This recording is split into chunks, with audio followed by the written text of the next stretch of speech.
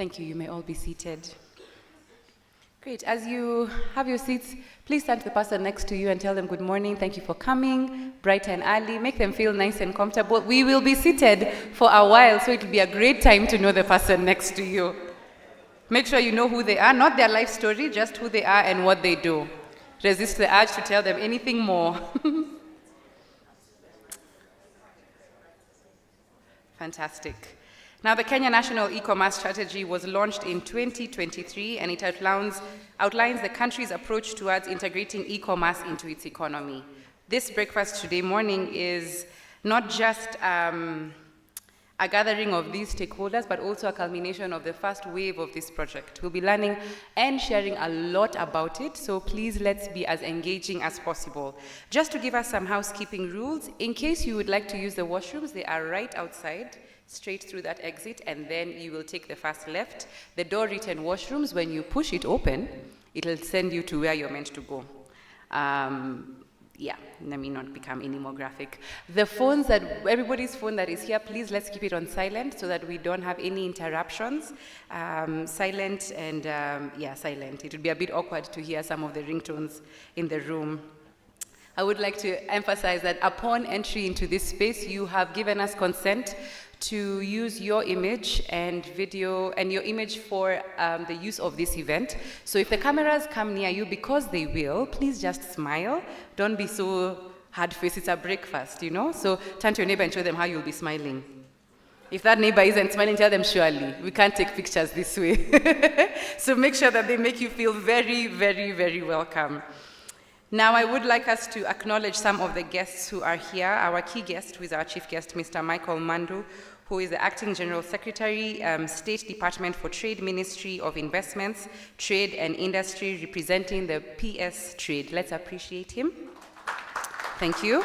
We have David Rogers, who is the Deputy Director, Office of Economic Growth and Integration, USAID Africa and East African Mission. Thank you. We have Honorable Susan Auma Mangeni, who is the Principal Secretary, Ministry of Cooperatives and MSMEs. Wow, the enthusiasm is breathtaking, isn't it? We have Caroline Mungai, who is the Deputy Director, Ministry of Youth Affairs, Sports and Creative Economy. Good. We have Samuel Miner, who is the Assistant Director, ICT, Ministry of Information, Communications and Digital Economy. Well done. We have George Mbithi from Paladium, representing the e-Trade Alliance. Okay. We have e-Biz, Kwa Vijana project beneficiaries and project partners who are here as well. Is that any one of us who is here? Yeah? Okay, let's clap for them. Great. We have industry stakeholders in the e-commerce ecosystem. Yeah, let's clap. We have colleagues and staff of BrighterMonday Kenya. Okay, those ones came with their audience. And we have, of course, members of the press. And finally, we have you who is seated here. That's a great place to clap for yourself. Yes, there we go. So at this point in time, I'm going to invite the CEO of BrighterMonday Kenya to come and share the opening remarks. Ladies and gentlemen, please help me invite Mr. Chris Otundo.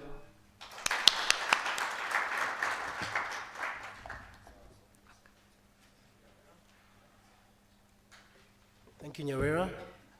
It's a pleasure to have you all this morning. My name is Chris Otundo, as you've heard. Distinguished guests, karibu sana. I obviously have a speech here, and I will go through the rigors of going through the what do you call it?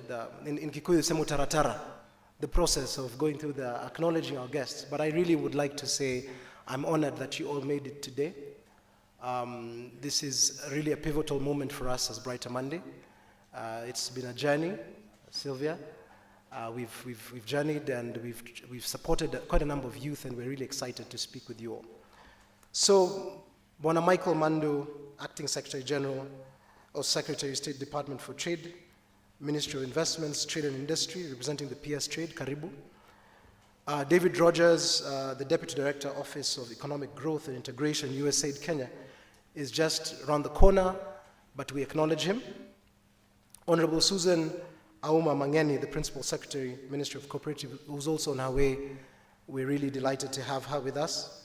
I see Caroline Mungai, the Deputy Director, Ministry of Youth Affairs, Sports and Creative, Karibu Sana. Mr. Samo, we had a good chat this morning, Ministry of ICT and Digital Economy, some exciting stuff that the ICT Ministry is doing. Reynold Njue, Micro and Small Enterprises Authority. George Mbithi, Karibu Sana, representing the eTrade. e-Biz, Kwa Vijana Beneficiaries, truly the chief of guests for today, if I may. The industry stakeholders, colleagues and staff at BrighterMonday, members of the press, Karibuni Sana, and good morning.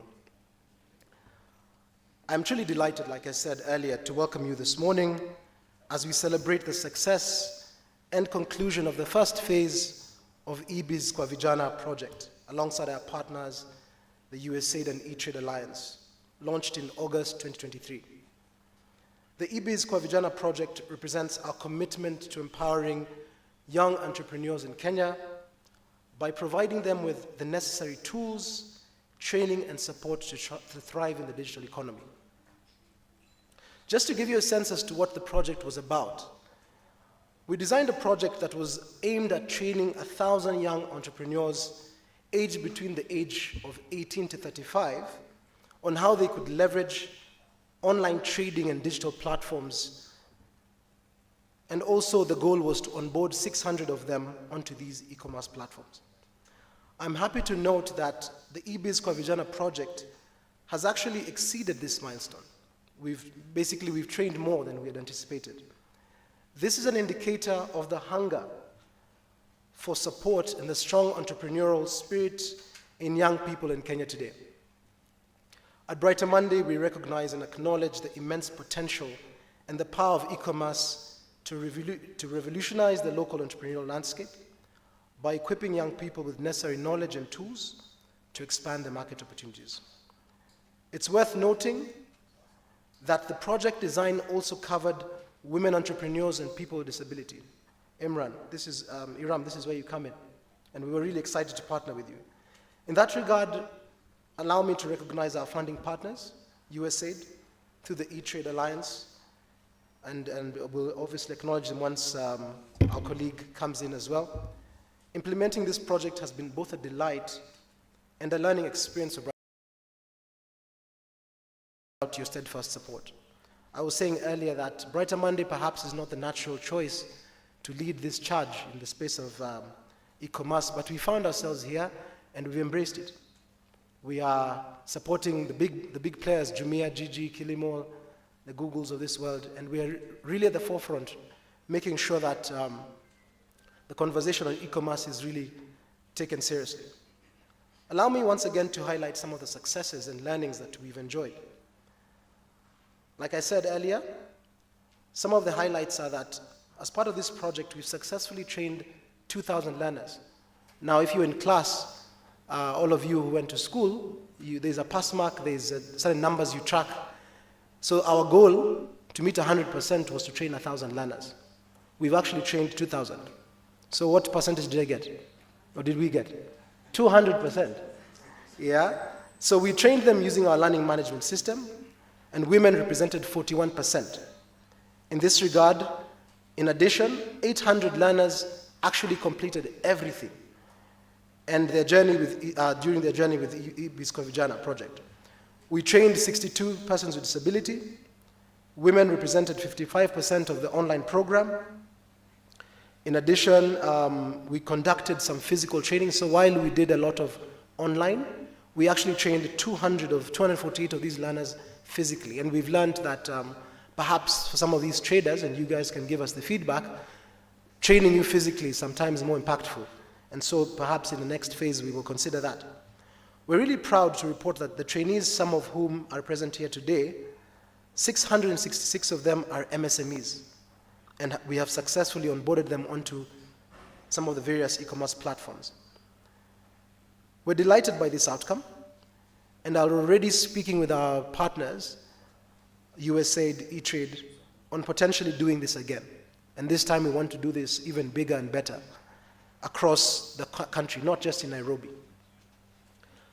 It would be remiss of me not to speak about two very important things that happened recently in our country, and I'm very proud to be Kenyan because Kenya has an e-commerce strategy developed by some of the technocrats in the room, and they'll be talking to us later today.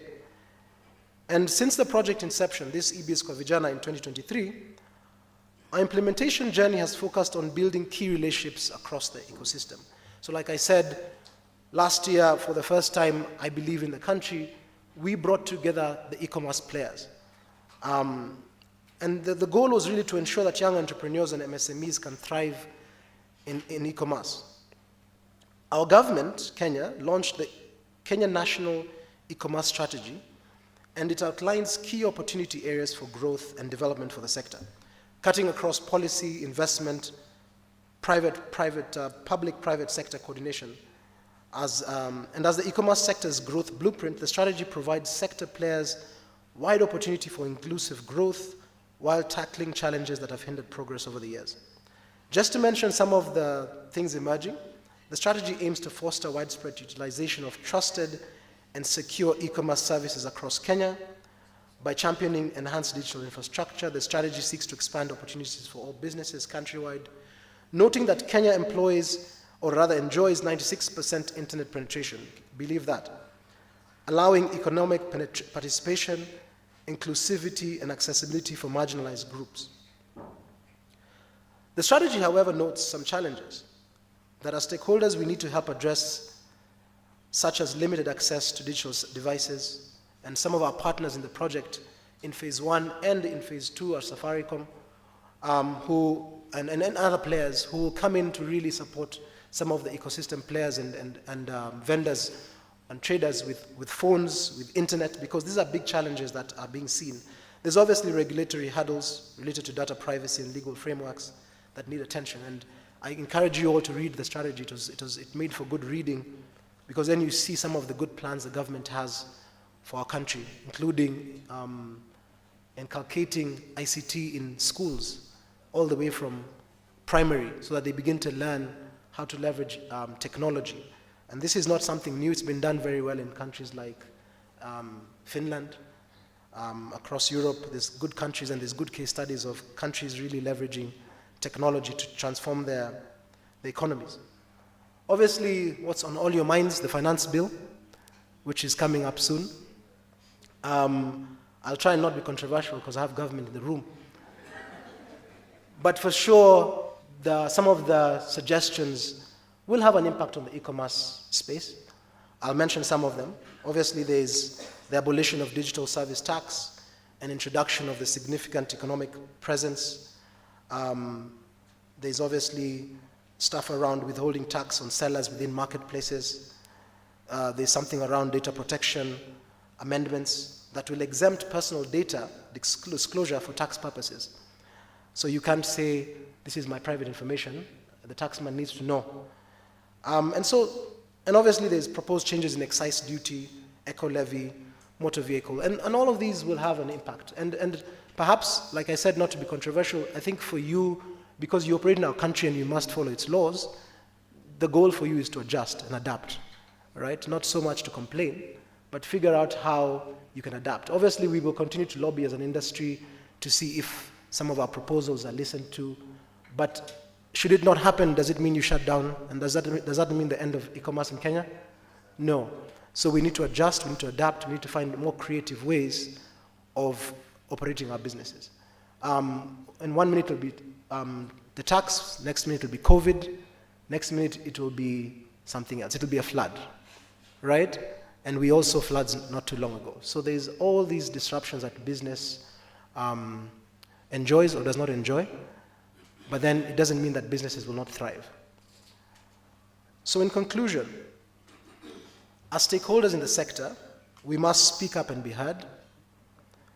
BrighterMonday today is concerned with talent. We are largely known as a talent marketplace.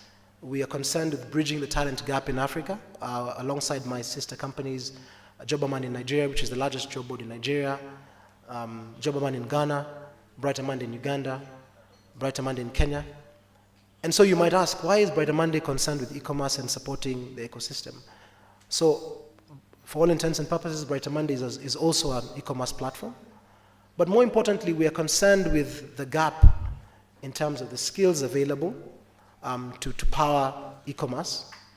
We are also concerned with the lack of jobs for the burgeoning lot of young people coming out of university. Today, and I was sharing this insight this morning, I've been paid by a couple of companies last year to post 300 accountant jobs, any job with the title accountant. Guess how many applications I received? Over 100,000 for just the accountant job. So if you know the math, 100,000 minus 300, all those young people wanted a job in accountancy, but they didn't get it. And I dare say, not all those 300 jobs were actually filled, which means that there's an employer somewhere saying, I'm struggling to find talent. Isn't that an oxymoron? And so the issue here is that the skills that these young people have are not matching those 300 jobs, all right? And so the challenge for us is how do we as BrighterMonday support to bridge this talent gap by perhaps unearthing and showcasing the gaps in skills, but also in creating jobs. So BrighterMonday, while it does not have a factory, and one day we might, how can we play our part in perhaps powering a space like e-commerce, which creates jobs? So all of you entrepreneurs here who have little shops somewhere are employing someone, and therefore BrighterMonday is playing its part in also creating jobs. So I hope that gives you a sense as to why BrighterMonday is in this space. So we choose to remain optimistic as BrighterMonday about growth, inclusivity, and innovation in the sector, and we look forward to continued engagement on these and other issues affecting the industry.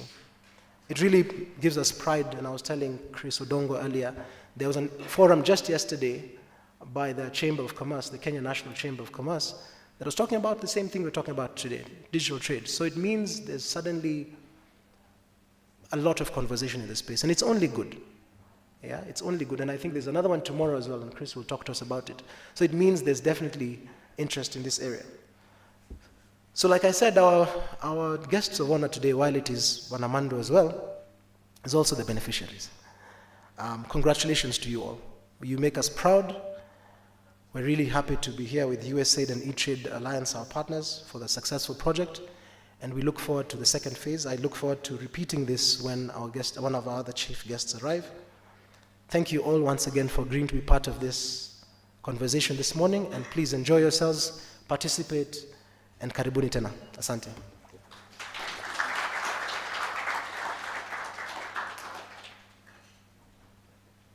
Let's give him another round of applause. Fantastic. Thank you, Chris.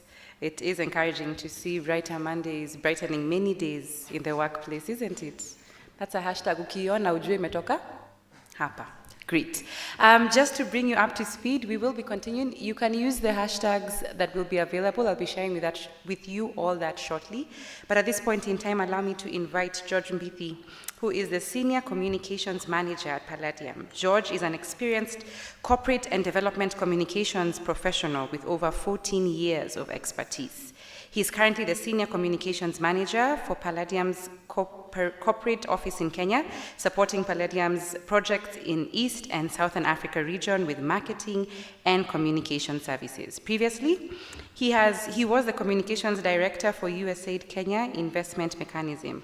George excels in developing and implementing successful marketing and communication strategies for digital and traditional media in multi-stakeholder contexts. He is skilled in executing campaigns that drive stakeholder engagement and lead to transformative change.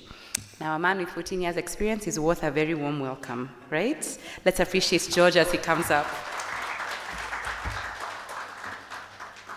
Thank you, Nyawira.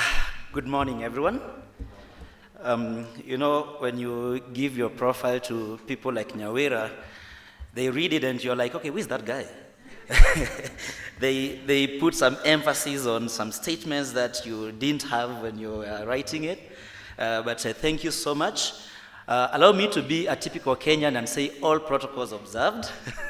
Good morning, distinguished guests, our partners and colleagues. As you've heard in the introduction, my name is George Mbidi. I'm the Senior Communications Manager for a company called Paladium here in Kenya. And it is really a great honor to be invited. I think, Chris, I've had to take part in several of your events. I don't know whether it was just e-Biz Kwa Vijana or any other projects that you've been doing with the eTrade Alliance. And it's always a great honor to come over to represent eTrade Alliance at an event like this.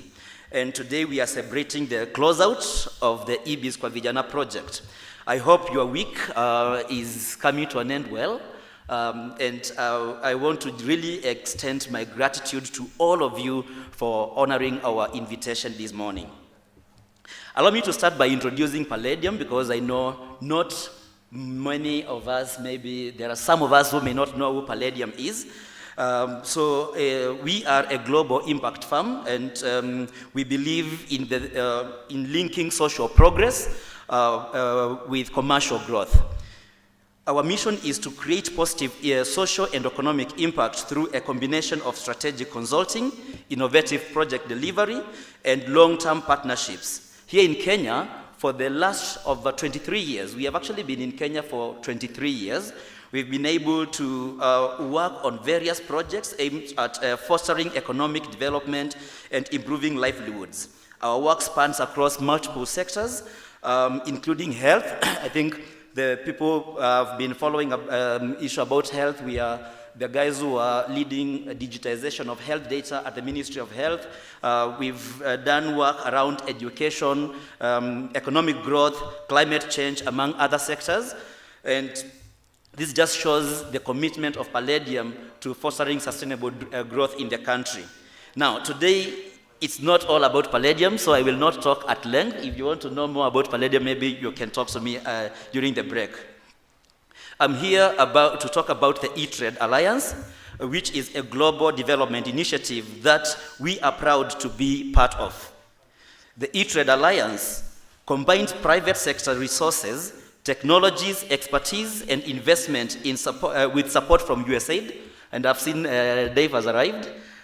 We combine these with a primary goal to drive economic opportunity for small businesses through e-commerce.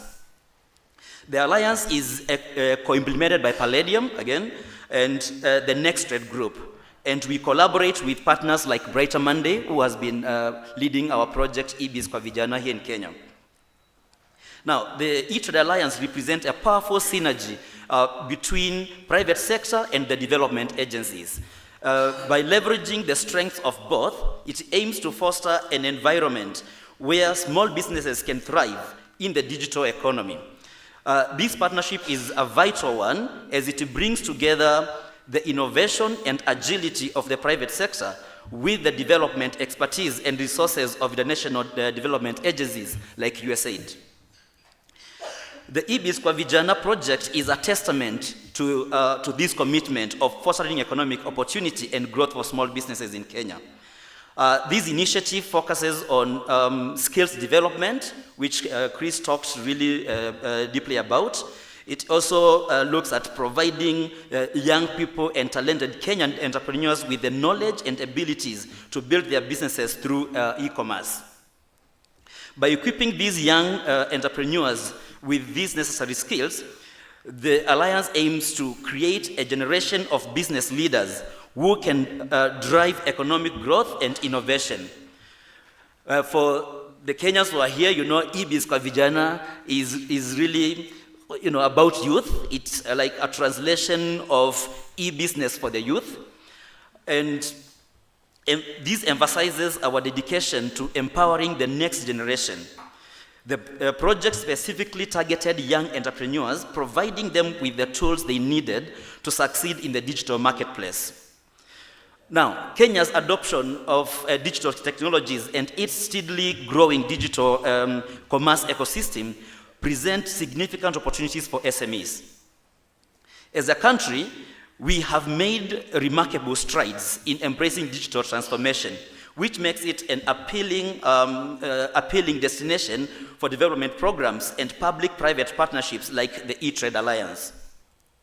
The recently launched the national e-commerce strategy that Chris talked about, and I know it will be discussed at length today in other sessions.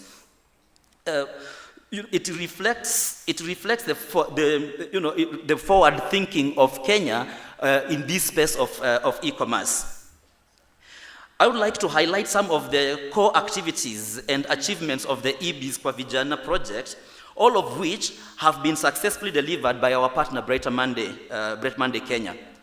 As Chris has said, we have trained 1,000 Kenyan youth who are aged between 18 and 35, ensuring at least 40% of the participants were female. I think, Chris, you said 41, right? This training equipped them with the skills to leverage digital platforms and marketplaces effectively. We onboarded at least 600 youths, again ensuring a minimum of 40% female participation onto e-commerce platforms and marketplaces. We also engaged key e-commerce stakeholders to drive sector-wide growth with practical knowledge and facilities, that facilitates collaboration and increased innovation. These achievements are not just numbers. They represent real lives transformed and futures changed. These, we are doing a closeout, but these businesses, these entrepreneurs, they have now been left with the skills, and they have changed their own lives, and they will go on to change other people's lives. The engagement with key e-commerce stakeholders has been instrumental in creating a supportive ecosystem for these young entrepreneurs. By fostering collaboration and sharing knowledge, we have laid a groundwork for sustained growth and innovation in Kenya's digital economy. BrighterMonday Kenya has been an exceptional partner throughout this project. I particularly like their diligence, planning, the execution.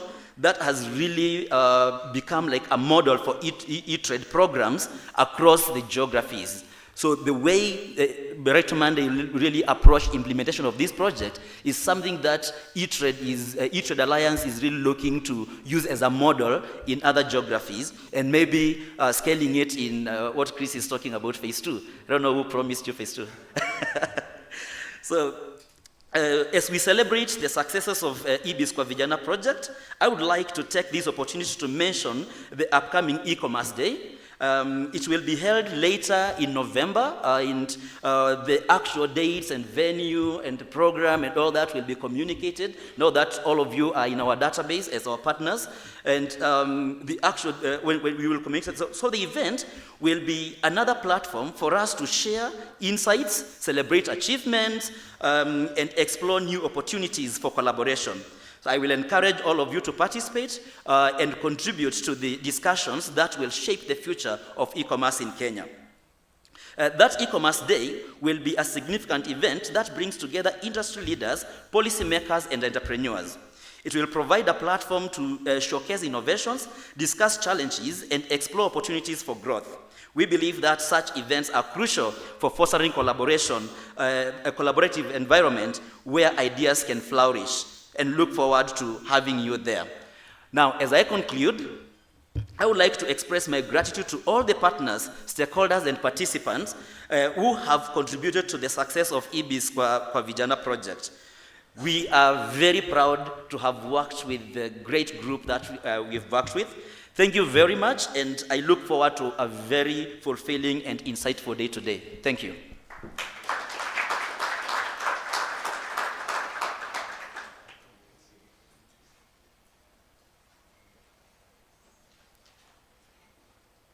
Sorry, so I've taken over emceeing today.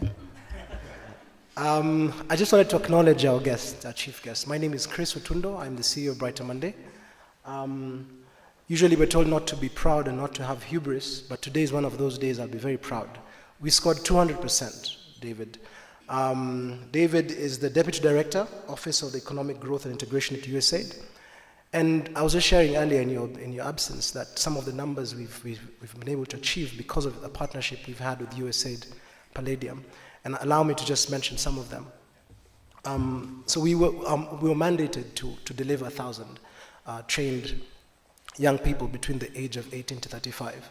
What we delivered was 2,000. We obviously were able to subscribe and have 41% of those being females. A good chunk of those, 62 persons with disability. And so we're very proud with that inclusive approach to the program. We look forward to a second phase, potentially, to do it even better.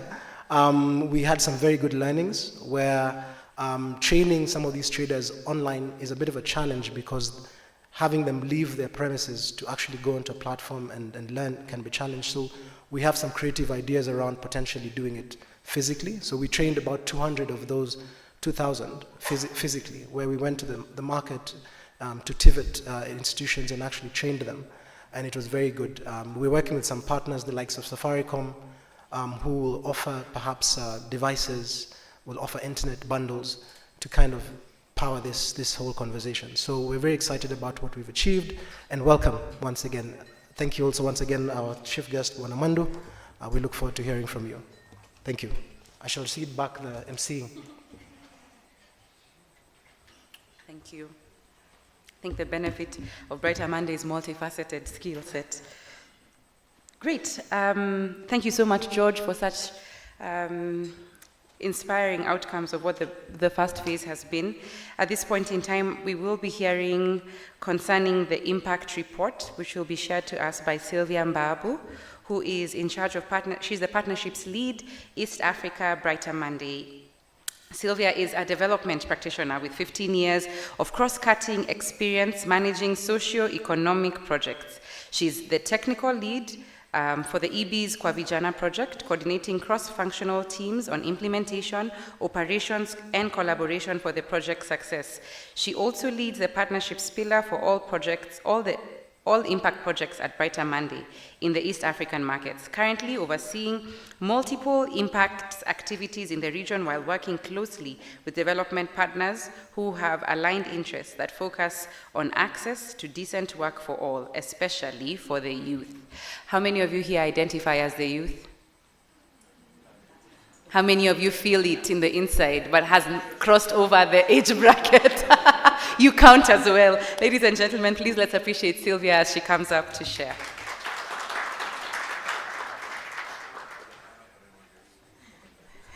Thank you so much. I feel 2 inches taller because of that introduction. Asante sana. First disclaimer, this is not how I usually sound like, but in these days of AI, you can decide every day what you want to sound like. And this is what I chose for today. So we'll wait to see how tomorrow is. So I will take this opportunity to take us through the impact that we've had so far in terms of results. So all protocols observed, our chief guests this morning, ladies and gentlemen, good morning. So as Chris mentioned, we were given a mandate by our partners, USAID through the eTrade Alliance, and we co-funded a very impactful initiative with young people. And we didn't just sit down and design it, we also talked to them. We found out what the gaps were, what were the gaps, what challenges were they having to get their businesses online. And through that, we came up with activities that would then enhance that journey of moving either from brick and mortar to having a hybrid of businesses, and some also being purely online. So we were able to equip them with the skills and competencies that they needed to make this a reality. So the clicker, it's not working. Next. Okay. Okay. All right, there we go. Okay, so these objectives were mentioned earlier. We had a training target of 1,000. 60% of this was supposed to at least be onboarded onto an e-commerce platform or digital marketplace so that we know that the training is impactful. And that was one of the really different and special things about this project, that The training is not just the checklist. It's actually what is happening post-training. And then the third one, which ties into the second one, is we are not able to do this alone. We really had to collaborate with stakeholders in the e-commerce ecosystem to make sure that the MSMEs are able to do this sustainably, not just because the project exists. So our scope was youth, using the Government of Kenya definition of young people, which is 18 to 35 years. But of course, they had to have a business because that was the way we'd be able to measure impact. Initially, we started a geographic coverage of Nairobi and its environs in terms of the counties that neighbor the city. But then we waived this for persons with disabilities. And in the final part of the training phase, we also waived it for that cohort, because we realized there was a lot of interest coming from other counties beyond the target geographic coverage. Excuse me. And finally, the timeline was 12 months. So we've done this in the last 1 year. Thank you. All right, so I mentioned we laid a foundation. We didn't just go into it running. The first thing was to scope the sector. What were the trends? What was going on? Who were the key players that we needed to talk to and engage with to know how best to go about this activity? And after we've mapped this, we also had the focus group discussions. That's one of the images that you're seeing there. We talked to SMEs, brought them to a room, found out what the challenges they were having, how so far they were managing to overcome these challenges, where the gaps were, and what could the program do to make it easier for them to trade online. And then with that information, we were able to develop a very comprehensive curriculum, which we'll see shortly, and mobilize youth, and also be able to select across the criteria that I mentioned earlier, and then engage with stakeholders who would then be able to help us drive those activities. This is what the learner journey looked like. We had a call for registration, which was majorly online, but also through different partners that we work with, who have networks within SME space. And then they would apply, would shortlist them. Of course, we had quite a number of applications who probably did not have a business yet, or had different expectations when they joined.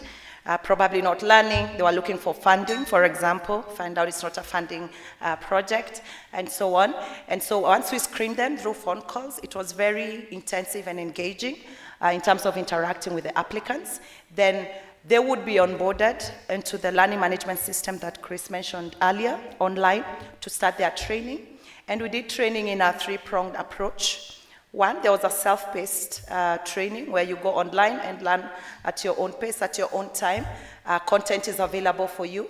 But then we had catch-ups, weekly catch-ups with the trainers through webinars, where then they would go into deep dives across the different topics, and they were able to ask questions, get practical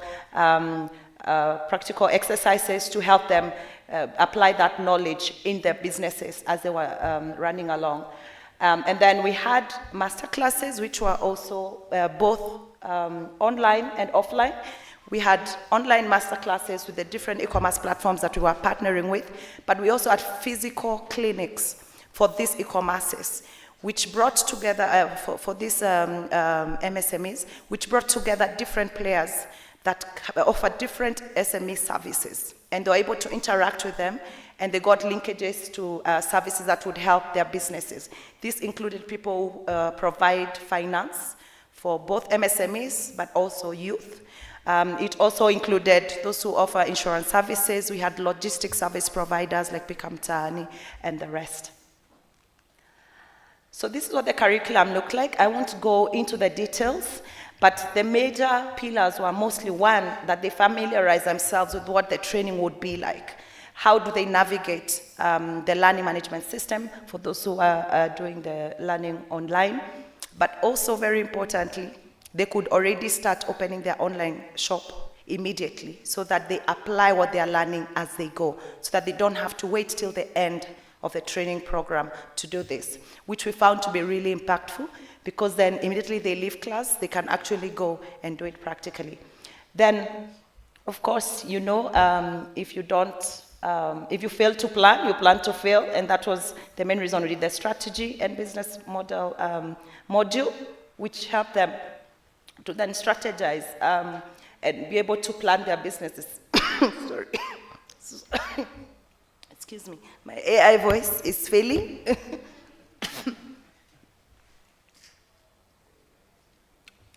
All right.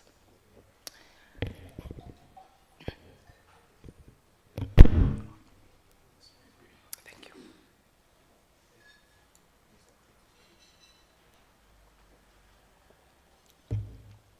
So clearly, technology is not always reliable. So understanding the e-commerce landscape so that they know what they're getting into.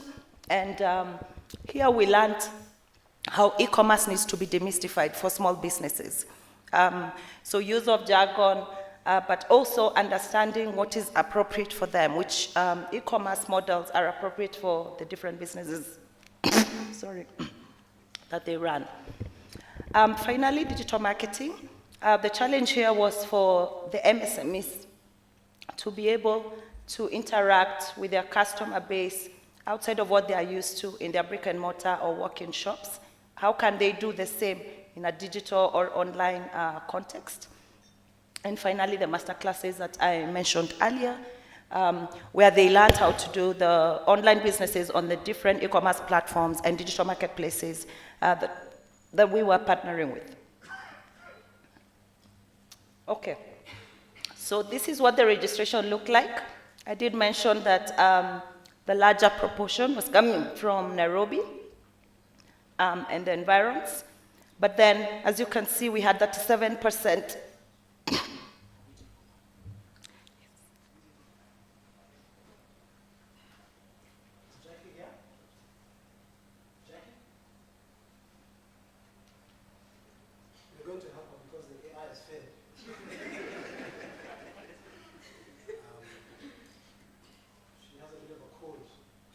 So yeah, you can see that these are some of the numbers that we're dealing with in terms of registrations.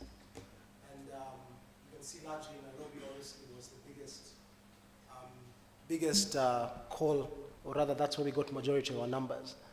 In terms of enrollment for cohorts, so we had 4 cohorts. In terms of registrations, we had 893 from cohort 1, 1,600 in cohort 3, 929, and cohort 4, which was the largest. And in this particular phase, we kind of opened it up even more. You can see that there was a bit of work here in terms of the shortlisting process. So we came up with a framework to try and bring these numbers down, because as Sylvia alluded to earlier, the challenge was that some of these individuals were looking for funding, did not have businesses that we felt we could actually influence, or at least help in the immediate for this particular project. But eventually then, cohort 1, we had 398, 361, 351 in cohort 3, and 1,067 for cohort 4. So like I said earlier, a number I'm very proud of is that we eventually enrolled over 2,000 applicants. In terms of enrollment, this is just pretty much adding this and giving it some color. In terms of, again, just a little bit more insight into the distribution of female and male talent that we were engaging. Sorry, I might speak about talent because I always default to my main job, which is looking for talent. But this is talent as well. So you can see we registered at least 60% male, 39% female. So already at the onset of a project, the problem begins with the female businesses signing up. And that's probably a bigger challenge that we need to address. Because at this point, we're not selecting. We're saying, come as a business. But we're still getting less numbers in terms of female businesses, female-run businesses. But you can see what we then did is that we over-indexed on the female businesses to therefore eventually have 44% as the people who enrolled. So this was our hack. This again is just some color. In terms of the training results, you will see that there was, again, this is a very interesting slide, because you can see when you invest in female businesses, they actually are the ones who end up finishing versus the male business run businesses. So it's incumbent upon us to actually do more for the female run businesses, because they are actually more hungry, they are likely to actually finish compared to their male counterparts. So this particular slide is of interest. Again, some more color, and these are some of the global numbers in terms of completion, just to give you more color into what I just said, that more female business-owned talent or run businesses completed our training. Now imagine if you did this at scale, and imagine how much impact a woman has in the society, as opposed to some of my male counterparts. Of course, I say that tongue-in-cheek, men are also very important. And so, yeah, and then in terms of onboarding, just to give you some insight into the onboarding numbers, we onboarded 103 from cohort 1, 80 from cohort 2, 61 from cohort 3, and 289 at the end. Obviously, now we were coming to the end, and what you will see is the results kind of improved at the end, because at this point we had a little bit more insight into what works, what doesn't work. We were not just onboarding anyone. We were onboarding people who really showed promise. Out of the 2,000, who's actually showing that they will do well if we offer them this support. And perhaps just for insight, onboarding means that we were paying for them to be on a platform. Yeah, it doesn't mean that we were just showing them how to sign up, but we were actually paying for them to get onto a platform to begin to trade. How's our AI coming along? Good? All right. Thank you very much for saving the digital space. Okay. So as Chris mentioned, the onboarding that we're talking about, this was really hand-holding for the MSMEs, so that once they've learned, we are not just leaving them to their devices, we're actually showing them how to get online, and if anyone needs resources to boost the products or services on the different e-commerce platform, then we make sure that we're able to bridge that gap for them. So if there are amounts of money you need to pay, for example, to boost or to increase visibility for your product or services, then the project was also able to support with that. But it also included coaching and mentorship, so that kind of hand-holding. Because of sustainability, I mean, someone could say maybe they wouldn't have traded as much if they were not being paid for. So it's to show that it goes beyond just being paid for. It's actually that mentoring and coaching journey that they went through. 49% of these who onboarded onto the different e-commerce platform and digital marketplaces were women. And we also had 13 persons with disabilities go through this. So in terms of stakeholder engagement, which you remember was the third objective, when we started this project, the first thing we did was bring the e-commerce stakeholders that we had mapped into the room and have discussions on how the e-commerce space can be more inclusive for young people and MSMEs. And at the same time, we also had some e-commerce representatives in our breakfast to then look at how do we unlock the potential of the e-commerce sector in Kenya. What were the bottlenecks that we are experiencing in that space, and what can we do as an industry to make sure we go beyond those bottlenecks? Then I mentioned the clinics that we had for the MSMEs, where we invited different stakeholders to come and talk to them and speak about the different services that they have and any help that they would need to complete this journey. We also had an industry-level podcast, which was really well received, and we hope there'll be more series of those as we continue, and we spearheaded this. And George did mention earlier the e-commerce Africa Day, so the inaugural one happened last year, and we were part of the planning committee for that. So what are the key impacts? Now, we have done an impact survey once we concluded the training, and as you can see, a very impressive number, 95%, stating that they are now able to gain, more income-generating ideas from the training that they did for their online businesses. But most importantly, look at the number of people who are able to make their first sale online. One thing I did mention earlier is some of the people who were attracted to the training program have never been online before. But there are those who have been, but never gone through any kind of training, or any support on how to maneuver their space online. So yes, they have an online shop, but nothing happens there. So these numbers were really encouraging. We have over 90% who reported the growth in sales, specifically from online sales, not just generally in the revenue. We have 85%, I think I mentioned earlier, sorry, that's repeated. We had 61 persons with disabilities that received support in this project. And the reason this is really important to us is because at the design stage, this had not been integrated. And the need came in. And we thank Light for the World really for helping us through the inclusion journey, just to make sure that these MSMEs with disabilities do not remain behind while their counterparts are proceeding to excel in the digital trade space. We have almost 30% of SMEs that have increased the number of employees since we started. So we did a baseline, and almost 30% have had to hire someone to help them with increased sales. Thank you so much. And then popularity of the platforms.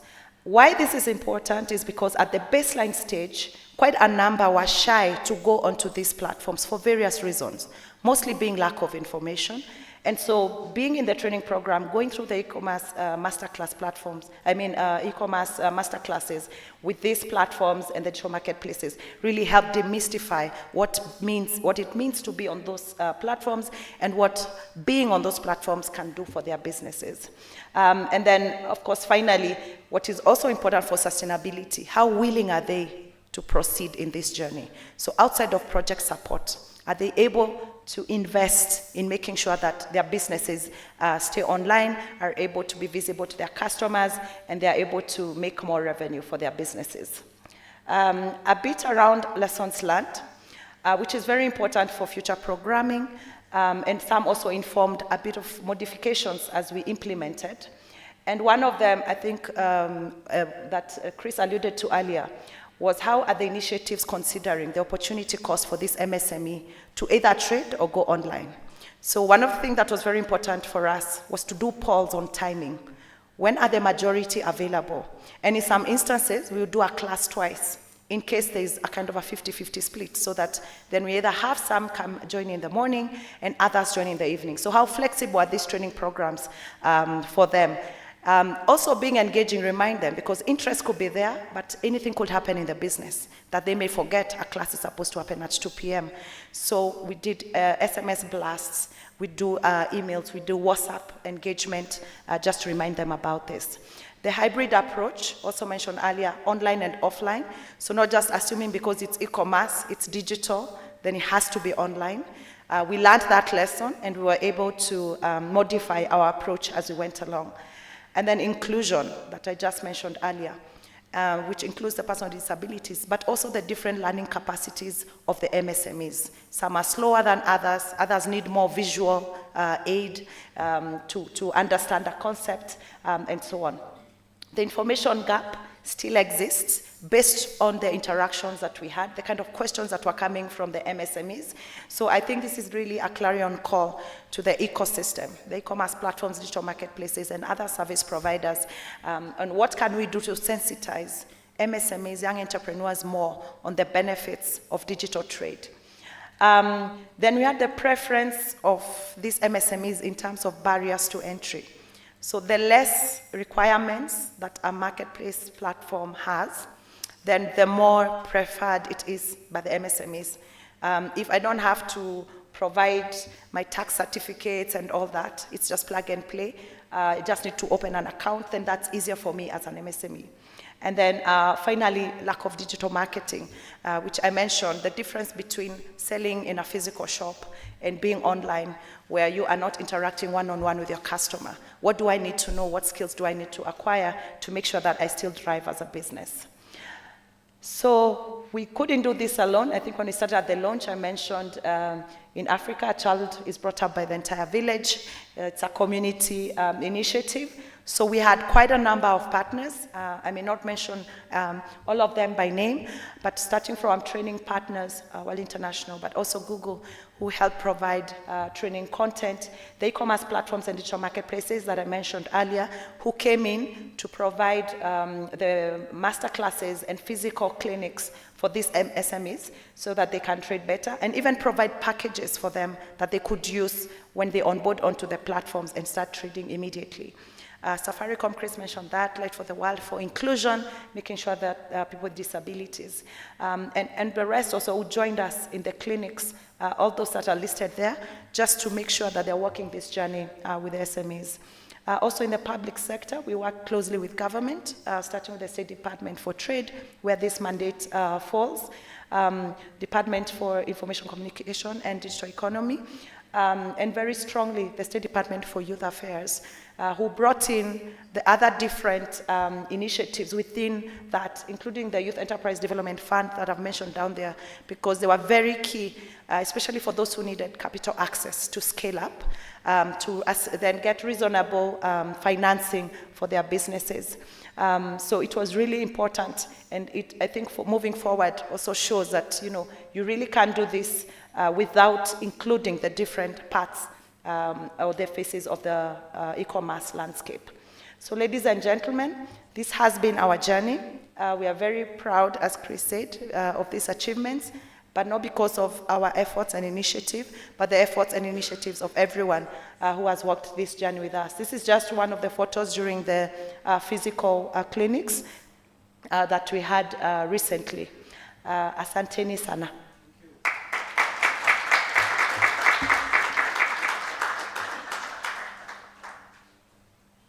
Let's appreciate Sylvia a bit more. Regardless of the cold, the message got home. Thank you. We wish you quick recovery. Yeah, it's interesting that the statistics showed that when there was a physical meeting, more women came, isn't it? There's something about women and gatherings, isn't it? I speak as one. Those are the ones we enjoy the most. But the conversations have been great so far, but we would like to hear from some of the beneficiaries from this project. I would like us to please put our hands together as we invite Lilian Wairimo, who is the co-director of Jegos Enterprises, to come and share her testimonial. Let's appreciate her. Yes, there we go. Let's appreciate Lilian.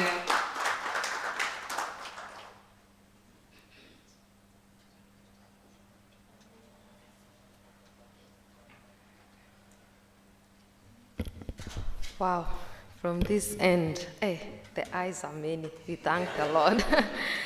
All protocols of staff, distinguished guests, ladies and gentlemen, good morning.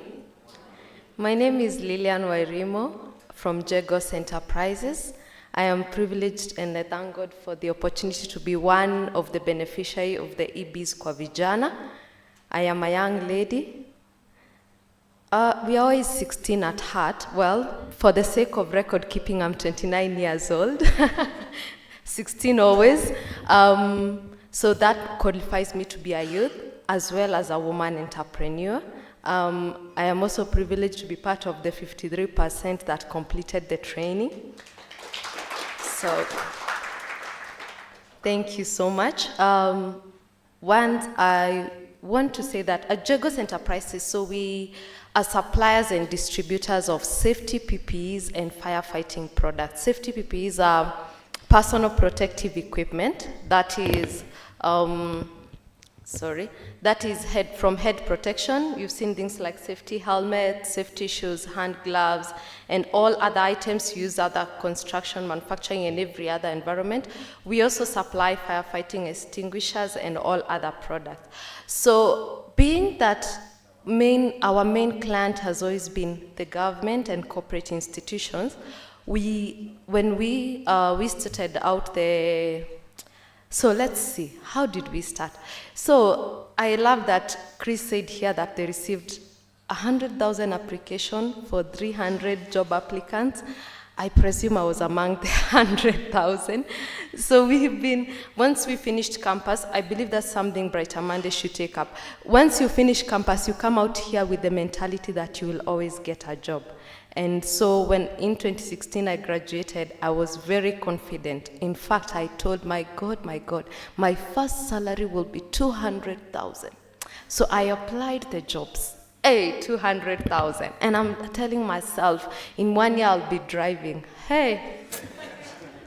Watch it. So we applied the applications, but as it goes, year 1 month, 2 days down the line, there is no feedback. So we decided, as in Kenya we say, tukajituma. So nilijituma kwa soko.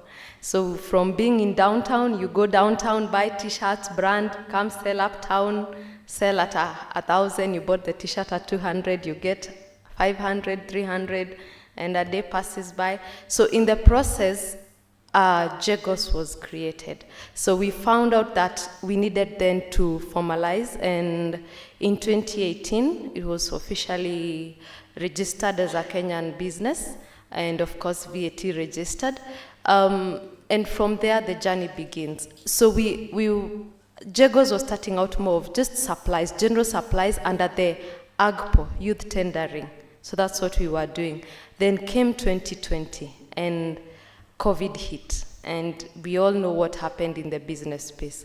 But luckily, being an entrepreneur, you always have to move with the trend. Nikaanza kuuza masks. Nimeuza masks in Kenya. I sold masks, surgical masks. I can almost tell you where every manufacturer, supplier, distributor is located in this part of the country, and thermometers. And then we figured there is a space. Yeah, we actually sold thermometers, oh my God, at 30,000. And you are buying it at 29,000. Who does that? Anyway, that is Kenya for you. So we were able to move, and that is when we figured there's a space in safety industry, because the mask, thermometers, and personal protective gear. And that's how we ventured. It has been a wonderful journey. So last year, 2023, I saw the advert on BrighterMonday concerning the e-Biz Kwa Vijana. Because of the nature of our business, we purely did not sell or trade online. We only relied on tendering or government or corporate institutions working one-on-one procurement processes. Then came the opportunity, and I saw it, and I was I think among the first applicants. Yes, I was in the first cohort. And what can I say about e-Biz Kwa Vijana? Thank you so much to all our partners. If there is no other business you changed, my business you changed. How did you change my business? So I can name but so many, but let me name a few. First, I loved one session, we've seen it here on strategy, by one of our greatest coach, Chris Odongo from World. He was offering us the strategic class. And from that class, the key takeaway for me was understand the job to be done. Don't understand the customer, understand the job to be done. And he really backed it up with a very great case study I'll never forget. At your own time, you can check out the McDonald's case study on milkshake. And it was perfect. And one quote I remember he said was, people do not want a quarter-inch drill, they want a quarter-inch hole. So once I understood that, our business changed. So now we understood that our business, the job to be done is offer a hazard-free work environment. That was it. That was the light bulb. And from that, we can say that our business in terms of monthly sales has grown with 50%, both physically and online. I was very excited when I first received my first sale on Gigi. Among the onboarding, we onboarded on Gigi, Kilimall, Jumia, Pigiami, and their like, and of course Facebook and WhatsApp. And when I sold my first sale on Gigi, that was the best feeling ever. It was so nice that I had to take myself out for coffee. Well, then we came to Another achievement is that we were able to map out. So part of the onboarding process, besides being supported, so BrighterMonday actually boosted some of our products on Gigi. That was why we were able to make sales. And comfortably, we've consistently set aside money for e-commerce platform since then, especially on Facebook and Instagram. Also part of the onboarding, they gave us a wonderful coach. Allow me to mention her name. And please, boss, you better give her Coach of the Year award. Veronica Bosibori. Oh, she was amazing. We were supposed to have 2 sessions. I can count 6 online sessions with Veronica, not counting the teleconversations we've had. She helped us come up with a perfect marketing strategy. And from that marketing strategy, we mapped out our customers so well that I can guarantee you today, looking at all of you are my potential customers, and including none of you has, if any, I believe none of you has a fire extinguisher in your homes. So after this session, please see me for a fire extinguisher. So it was a perfect strategy, and from that we are able to achieve so much. We have seen growth. I cannot begin to say how much Jegos Enterprises is going to grow. If you've not heard about us, don't worry. You will see us on top, the global fortune, Forbes 40 under 40. Yeah. That's how big we are thinking. So thank you so much. I really want to appreciate our partners. I have so much to give, so much to say, but all I say, asanteni to World, to USAID, to the government, to every partner. You're imparting businesses, please continue doing that. I'll also be glad to be part of a session where you'll continue guiding us even as we continue onboarding, because there are challenges we found here there that definitely would want you to hold our hand. Thank you, ladies and gentlemen. Please see me after this. I'll give you much details about safety, and I will be there to offer you a hazard-free environment. Thank you.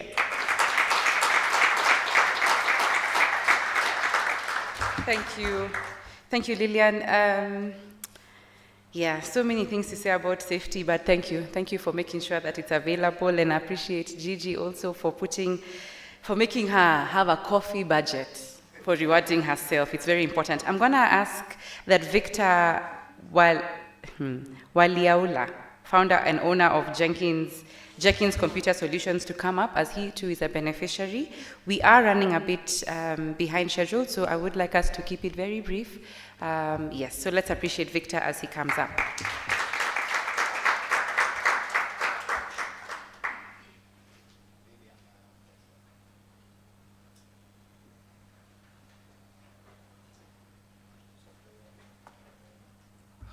Greetings and good morning, everyone. Ladies and gentlemen, how are you? Great. So my name is Victor Oleola from Jenkins Computer Solutions, owner and founder of Jenkins Computer Solutions. So it's a privilege to be in this platform today to just give out an appreciation about this program and the kind of impact that it has made in my life. So I'll just give a brief overview from where I'm coming from to just paint out that picture. In my profession, I'm a tech professional, precisely in cybersecurity. And back in campus, when I was just about concluding, the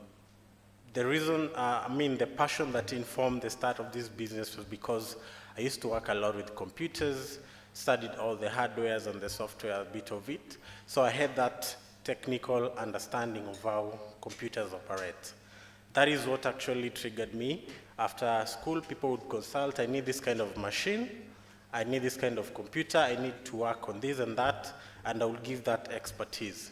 So this made me understand that truly I can still even sell this machine apart from just offering the technical expertise. So Jenkins Computer Solutions was registered in October last year, officially registered, but I've been in operation for, I think, more than 2 years, just selling casually. So what really prompted me to take the business to another level, last year, there was a lot of wave in terms of job and cost-cutting things. So that thing impacted me, the job that I was doing. My job ended. And now I was asking myself, now, will I go back in a worry state and worry and start crying? I just say to myself that I have a skill, yet I've not been doing it so aggressively, but I have a skill and I have a know-how on how I can go about this. So I just had a brief meeting with myself, and I decided to let me now take it higher, get a business name, get to register the business and start. And it was during this time is where I saw the post for e-Biz Kwa Vijana, and it was all about how you can build your business in the e-commerce space. And I say this is a must-grab opportunity. So I took a step ahead and went and applied for that opportunity. So this e-commerce business actually changed my perspective. I used to think e-commerce is just you go on the internet, create a very good post and image and just post and wait there. But then the training actually gave me a different perspective where I was able to understand it's not just about you going and posting, but it requires a lot of strategies and technicalities to understand how you can essentially grab attention and win markets and do sales online. And during the trainings, actually my sister there has just described exactly what I really picked up, and I was able to run with it about the training. Understanding exactly what purpose of that product is your client going to use for it. So when a client calls me and asks me, I want a machine, first of all, I don't just say to them that, yes, I have the machine. What I inquire from them, what are you going to use the machine for? What are the kind of specs do you need? Do you need to run just a sophisticated application? Then I would be like offering that technical expertise that you need this kind of specifications for you to run these programs. And if it's just normal operation, then this is the kind of machine you need. And that one actually created a lot of impact on my clients, and most of them were coming back as a result of referrals for those clients that I've already served in that realm. So over time, doing this after e-Biz Kwa Vijana training, it really gave me a trigger to now foster into using a lot of digital marketing tools. And I remember one trainer from Wild International, Job, who taught us about using Facebook ads and Business Suite, where you could just schedule posts and keep on boosting the post. And that thing actually really elevated my business. And with the boost that I got for advertising credits from BrighterMonday, actually really boosted the post that I made. That in the month of April, I was able to realize more than 30% of sales, which was quite a great success on my side. So apart from that, also I've had a lot of increase in terms of queries because of the brand imaging out there. People will just call and inquire, I need this kind of machine, I need this kind of services, and so on. And it has really actually elevated. I've learned a lot about how to package myself and my brand out there and just communicate it clearly through the trainings that we've been able to receive. So mine today is just to send up an appreciation for the e-Biz Kwa Vijana program. Actually, I'm in cohort 4, and I was sad to learn that probably cohort 4 would be the last cohort. I was already psyching up my friends and telling them that this is the opportunity to go.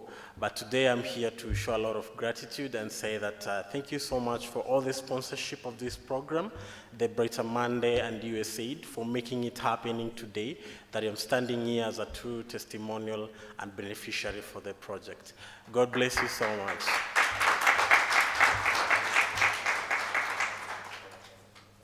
Thank you, Victor. I think the biggest statement cutting across from everybody's testimonial is the power of collaboration, and we are so grateful for everybody coming and playing their part. At this point in time, I would like us to put our hands together and invite the USAID Kenya mission, American Embassy representative David Rogers, who is also the Deputy Office Director, OEGI. For the Office of Economic Growth and Innovation. There we go. See? OEGI, who will also be speaking on behalf of USAID. Let's appreciate him as he's here.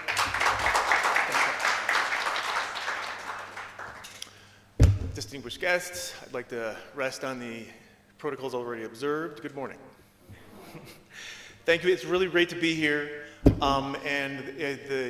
KEA means Kenya and East Africa. We also do regional programming from here out of our Nairobi office where I'm based. And so that's what the KEA is. And there's a link to regional integration, I think, with this activity as well that I'll try to tease out here. I'll start with these formal remarks a little bit, though.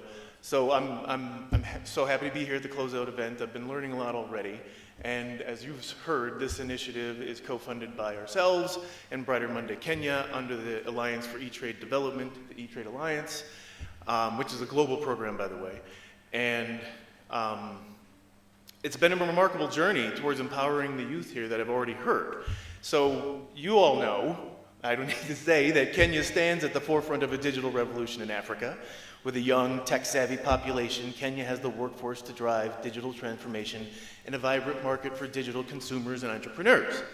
This dynamic environment, characterized by the high adoption of mobile technology, digital payments, and e-commerce platforms, is the perfect breeding ground for innovation and economic growth. And you all know Kenya is actually very unique with our online payment platforms that are ubiquitous, and again, having a very high digital penetration when it comes to mobile technology and mobile connectivity.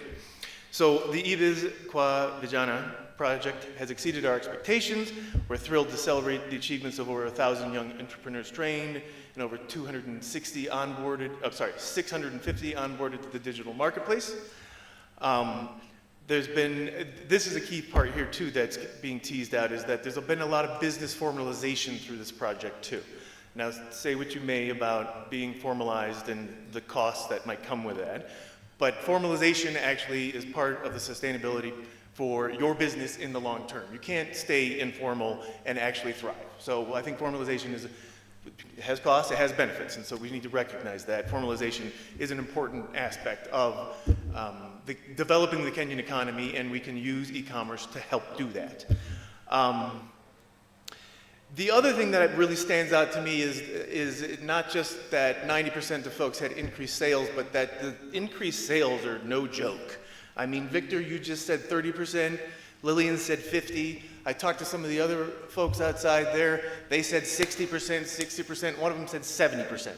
So that really is like, if you're making so much more money, that is your life transformed. That sounds fantastic, and these outcomes, I hope, get documented in more of an impact study to see exactly, well, which ones did the most, which ones maybe didn't take off as much. I think those are interesting statistics, but those are amazing economic growth kind of numbers. So that fantastic work there. Congratulations to the entrepreneurs, congratulations to the project. The other thing, you know, at USAID we believe in the power of youth to drive meaningful change. Our support to e-commerce skills development is a testament to this belief. We're helping young entrepreneurs overcome challenges, seize opportunities, and build sustainable businesses by equipping them with the tools and knowledge to leverage digital platforms. The initiative aligns well with a broader message and mission to catalyze economic growth opportunities in young men and women in Kenya and in the region. And now, we've actually done some studies ourselves that most people think, most Kenyans think USAID is known for either humanitarian assistance or for health outcomes, because we have a very large health program. I'm here to let you know we also do a lot of job development and job creation, and this project is part of it. And so again, everyone, thank you for helping build a stronger Kenyan economy. The future of e-commerce in Kenya is bright, especially with the implementation of the National E-Commerce Strategy. This strategy lays out a comprehensive roadmap for growth, emphasizing the crucial role of stakeholders in fostering a supportive ecosystem. Your engagement and collaboration are vital. Together, we can enhance market linkages, boost competitiveness, and create an environment where young entrepreneurs can thrive. Public-private partnerships are the foundation of this journey. As we look to the future, the role of the private sector in aggregating demand, lowering market entry costs, and extending connectivity cannot be overstated. USAID is committed to leveraging our resources, partnerships, and expertise to support these efforts, mitigate risks, and attract public and private investment. Now, I mentioned there might be a regional angle here. So, of note, the African Continental Free Trade Agreement opens up unprecedented opportunities for intra-African trade in goods and services. With their entrepreneurial spirit and digital acumen, Kenyan youth are uniquely positioned to take advantage of this. Our collective efforts in skills development and in market readiness pave the way for a new generation of job creators who will lead Kenya and the continent into a prosperous future. And there's another angle to integration and inclusion that's very clearly coming out of this project, which is having disabled entrepreneurs thrive in an e-commerce environment. E-commerce allows a lot of inclusion. Maybe you're a minority group that people usually wouldn't approach to buy things from. Well, you can be anonymous online and a very good entrepreneur. And then the other thing with inclusion is it's about the customers being included as well. One of the entrepreneurs out here has eyeglasses. And they said, they were the one that said 70%. And part of it was that maybe you're working all day and you don't have time to go get your eyes checked. Well, if you can do it online on your own time after you're done working, that's another opportunity for a consumer to exploit, let alone an entrepreneur. So I think that was a fantastic other little story there. So in closing, I extend my heartfelt congratulations to BrighterMonday Kenya and all the young entrepreneurs who have participated in this project. Your achievements inspire us all and demonstrate the incredible potential of Kenya's youth. Let's continue to work together, innovate, and drive the growth of e-commerce in Kenya and beyond. Thank you very much, everyone.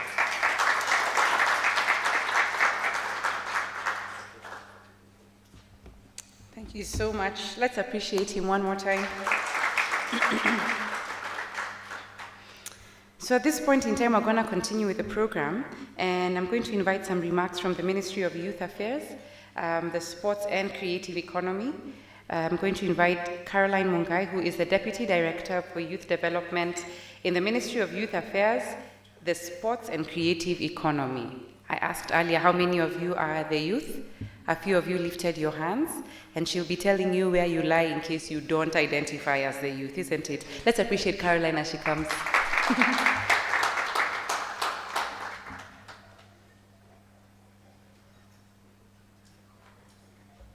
Thank you very much. Distinguished guests, our guest today, Mr. Michael Mandu, representing the PS in Ministry of Trade and Investment, our CEO, BrighterMonday, and all officials and our partners, government officials, good morning.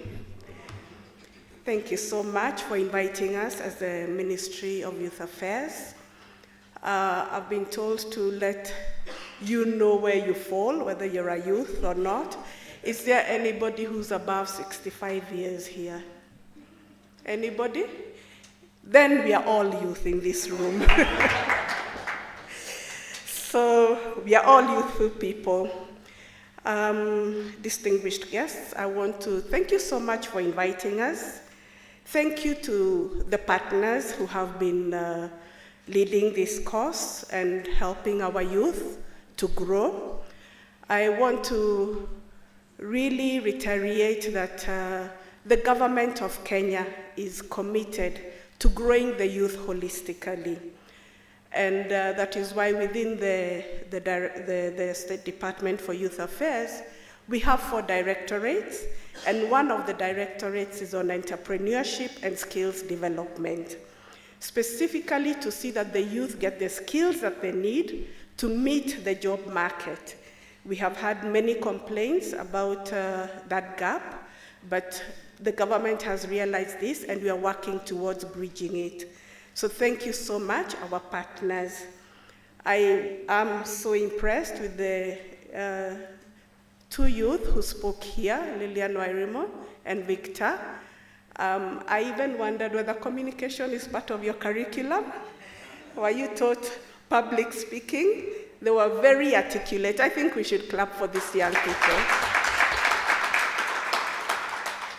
Out there in the public, one of the things that I have realized among our youth is that they are not able to put a value to their skill or to their talent. So when a youth does work for you, what happens is, and you ask them, so how much do I owe you? And you hear them saying, nipatia tu ile unafikiria. That has been something of a concern for me because I don't know who told you I want to give you my money. So when you tell me, nipatie tu what you think is, for me, I will tell you I don't want to give you anything. But what I would encourage the young people is put a value. You have done a job I could not do. That is why I called you to do it for me. So put a value and tell me this is how much you owe me. Because the knowledge you have, I do not have. And that is why you're there. So try and put a value so that, when you say, give me whatever you think, that it shows like you're not being professional. So that is one of the things that I have had a concern with. I also want to say that today, with the way technology keeps on changing, this is not the end of learning. Yes, you learned, you graduated, and it has grown your business, but you have to keep on learning. We learn every day. Even beyond 65 years, you still need to continue learning. If you do not learn, then you will become redundant. If you look at maybe our parents, I'll give you an example of my father. He has been sort of, pushed aside because of technology. Many of the services that we require are now online. And therefore, if you're not able to negotiate going online, then you will not be able to even be part of the society. Because we have become a society where we want to have our services done from the comfort of our recliners in the house. So we are ordering for things from our houses, in the comfort of our houses. And if we are not able to negotiate that online, then we are not going to be able to be visible in our society. So what I'm challenging our young people, continue learning. Learning is continuous. It does not stop here. If you stop here, your business will go off. So don't stop learning, and thank you so much to BrighterMonday and all our partners who have been doing this for them. I think I'd like to challenge our partners, and specifically BrighterMonday, the ones who were training. Your target was 1,000. You managed 2,000. When we do that and we do performance appraisal, it means that you set your target low. So maybe when you're doing the next phase, put them higher. You'd rather aim for the sun, fall on the moon. Yes. So that is what I'd like to maybe stress. I will not be talking a lot. I think I had the same, AI voice that my sister there had. And I was wondering, I actually had asked for somebody else to come and speak, but it was a little bit too late early this morning. Thank you very much, and God bless you.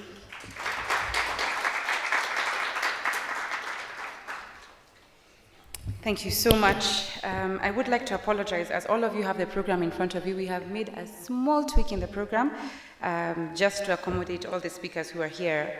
At this point in time, I will be inviting from the Ministry of ICT and Digital Economy, Mary Karema, who is the Secretary, ICT, Ministry of Information, Communication and Digital Economy. Let's appreciate Mary as she comes up. Mary's representative as he comes up. Let's appreciate him. I promise this isn't Mary, it's a rep. Let's appreciate him as he comes up. Thank you so much. My name is not Mary, my name is Samuel Maina. Yeah, displayed. Thank you so much, BrighterMonday, for having us here. Chief guests, this day, ladies and gentlemen, and all protocols observed, good morning. I'm here to represent the Principal Secretary, Ministry of ICT, State Department of ICT, Engineer John Tanui.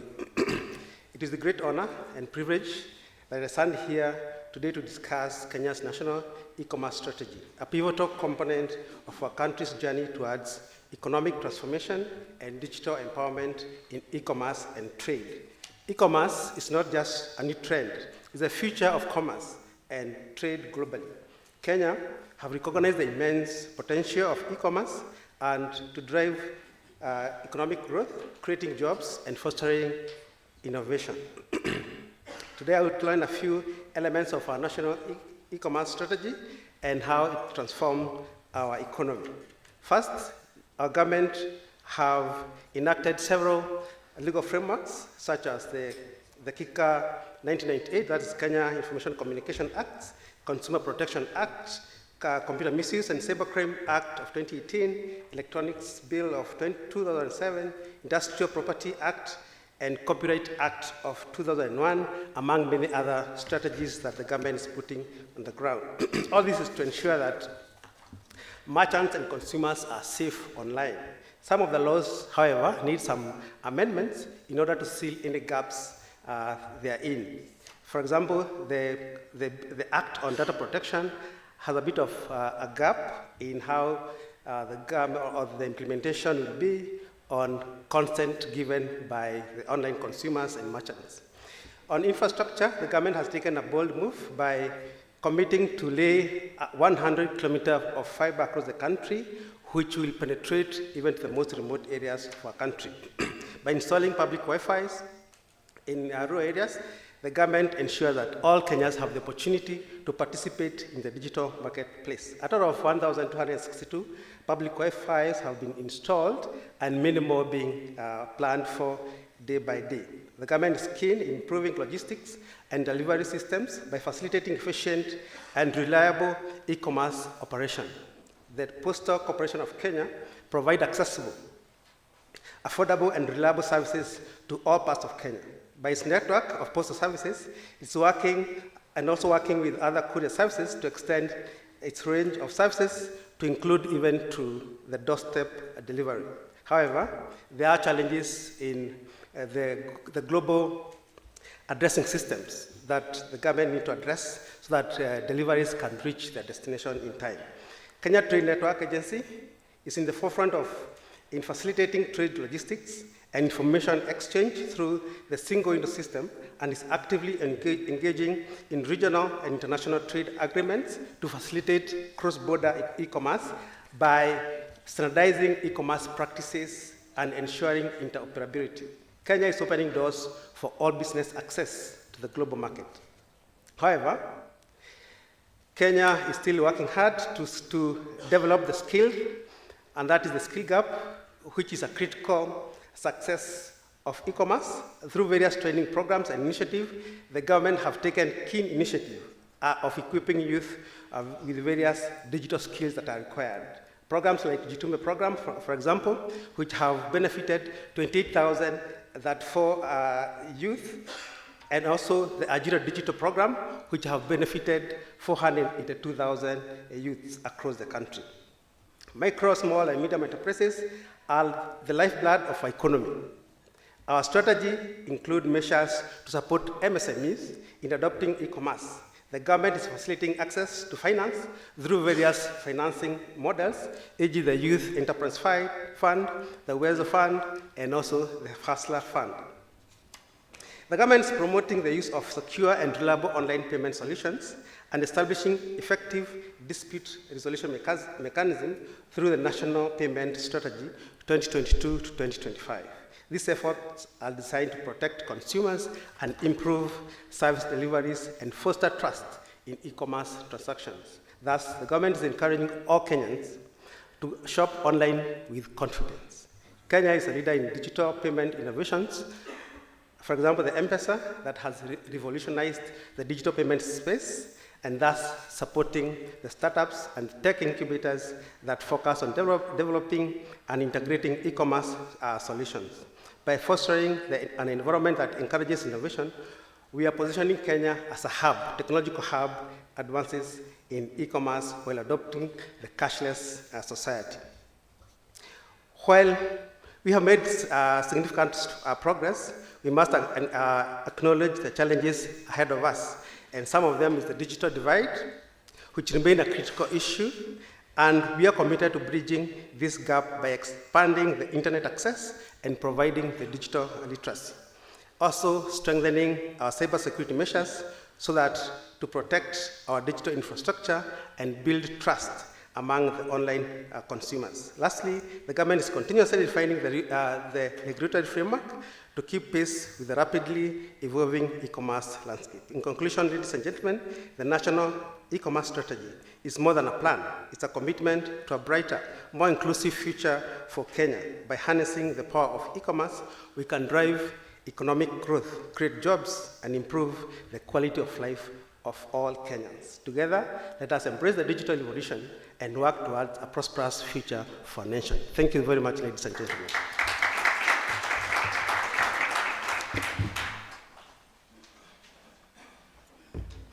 Thank you so much, Samuel. Another slight change in the program. We're made aware that David would like to leave, but we would like to take some pictures before. I don't think there's an end of a program that doesn't have any pictures before, or do we continue first? All right, great. We'll take some pictures then after. Thank you. Great. Don't worry though, if you are wondering, this entire event is live on BrighterMonday Kenya on YouTube. Please check it out even after we're done this morning. I'm going to invite Mr. Michael Maundu, who is a committed and dedicated civil servant, who has a distinguished career in public service of the Republic of Kenya. His work spans 30 years and covers a wide spectrum of national and international assignments, leading a team of 150 technical officers dealing with Kenya's trade at both domestic and international level. His current role oversees the implementation of Kenya's domestic trade policy to ensure the trade sector contributes significantly to Kenya's economic growth and employment creation. He also served 7.5 years stint in the Foreign Service as a trade representative at the Kenya High Commission in London, and as secretary to the committee and task force that merged the Export Promotion Council and Brand Kenya Board into the Kenya Export Promotion and Branding Agency. During the outbreak of the COVID-19 pandemic, he co-chaired the Business Situation Room established by the former Cabinet Secretary for Industrialization, Trade and Enterprise Development to develop policy guidelines and other interventions that enabled businesses to operate through the pandemic. He also headed the technical secretariat negotiating the recently concluded signed economic partnership agreement between Kenya and the United Kingdom and economic partnership agreement between Kenya and the European Union. Now, this man's work period could significantly be the amount of time I have been in existence. So I would like for you to give him a very, very, very warm welcome to Mr. Michael Maundu, who is the Acting General Secretary for Trade, representing the PS Trade State Department for Trade. Let's appreciate him a bit more.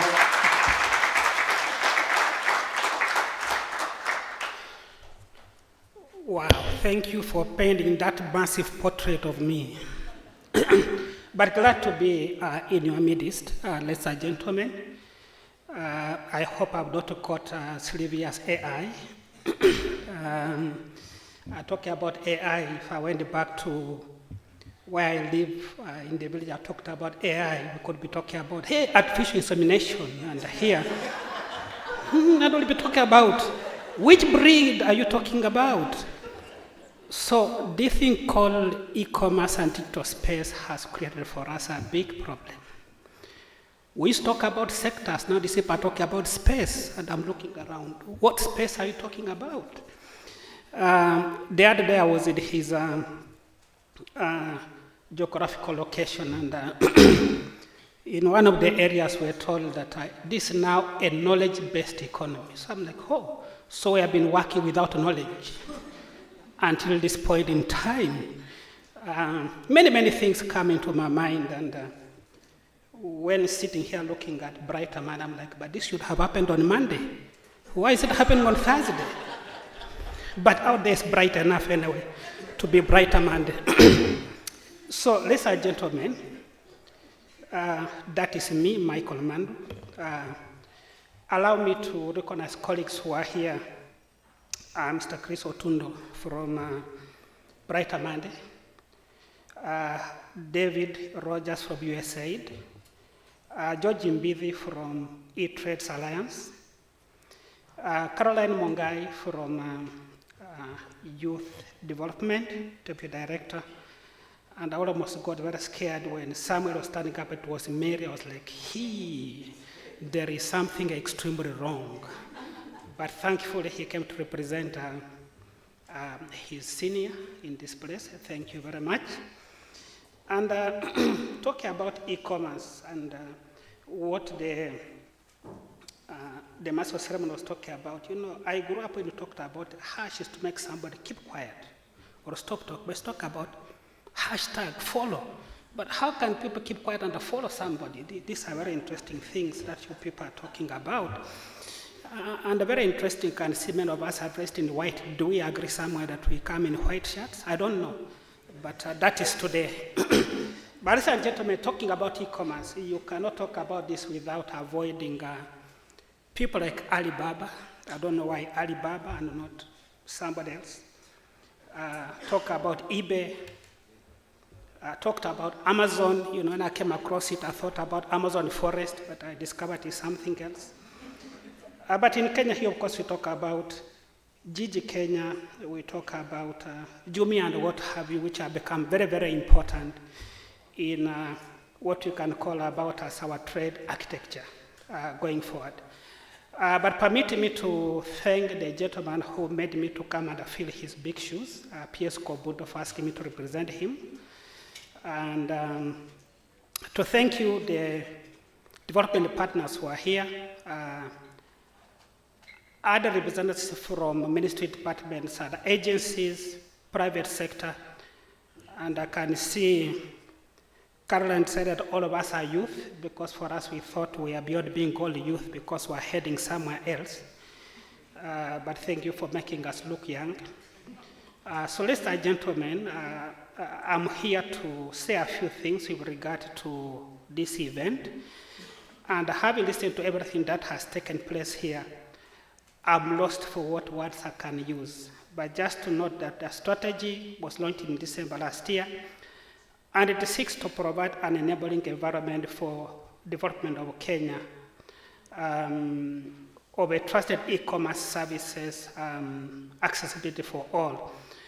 And when your MC was talking about having chaired the business situation room, that's when I saw e-commerce at its real play. That's when people like Glovo came into the picture to serve those people who could not go to a restaurant and get food.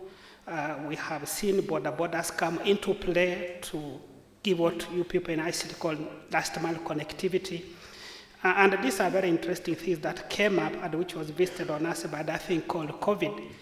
But it also created opportunities for many of these people who are seated here. Those who came out of school the other day and they are struggling to find a living. When Lilian was talking about she was looking for employment and yet now she's fully employed, I don't know what employment she was talking about, but these are things that we need to think through. So due to the rapid evolution and the changing nature of this sector over the years, it is important that e-commerce be not overlooked. It is becoming very important, very significant. Indeed, I would not be shy to say that we seem to be playing catch-up because these things are moving extremely fast, and that we need to be very quick acting people to lay hold of the opportunities in this sector.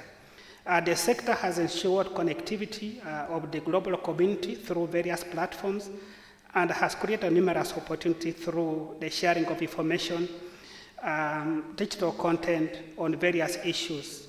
And for us, because we're here in terms of trade, particularly in trade, but we cannot forget finance, education, health, and business, among others. This sector has been very commendable in the growth, and the country has established itself as a leader, and that's what Rogers was talking about, a global leader in this space, particularly the African continent. And many people think that we are quite ahead of our time, and that's a good thing for you guys who are seated here.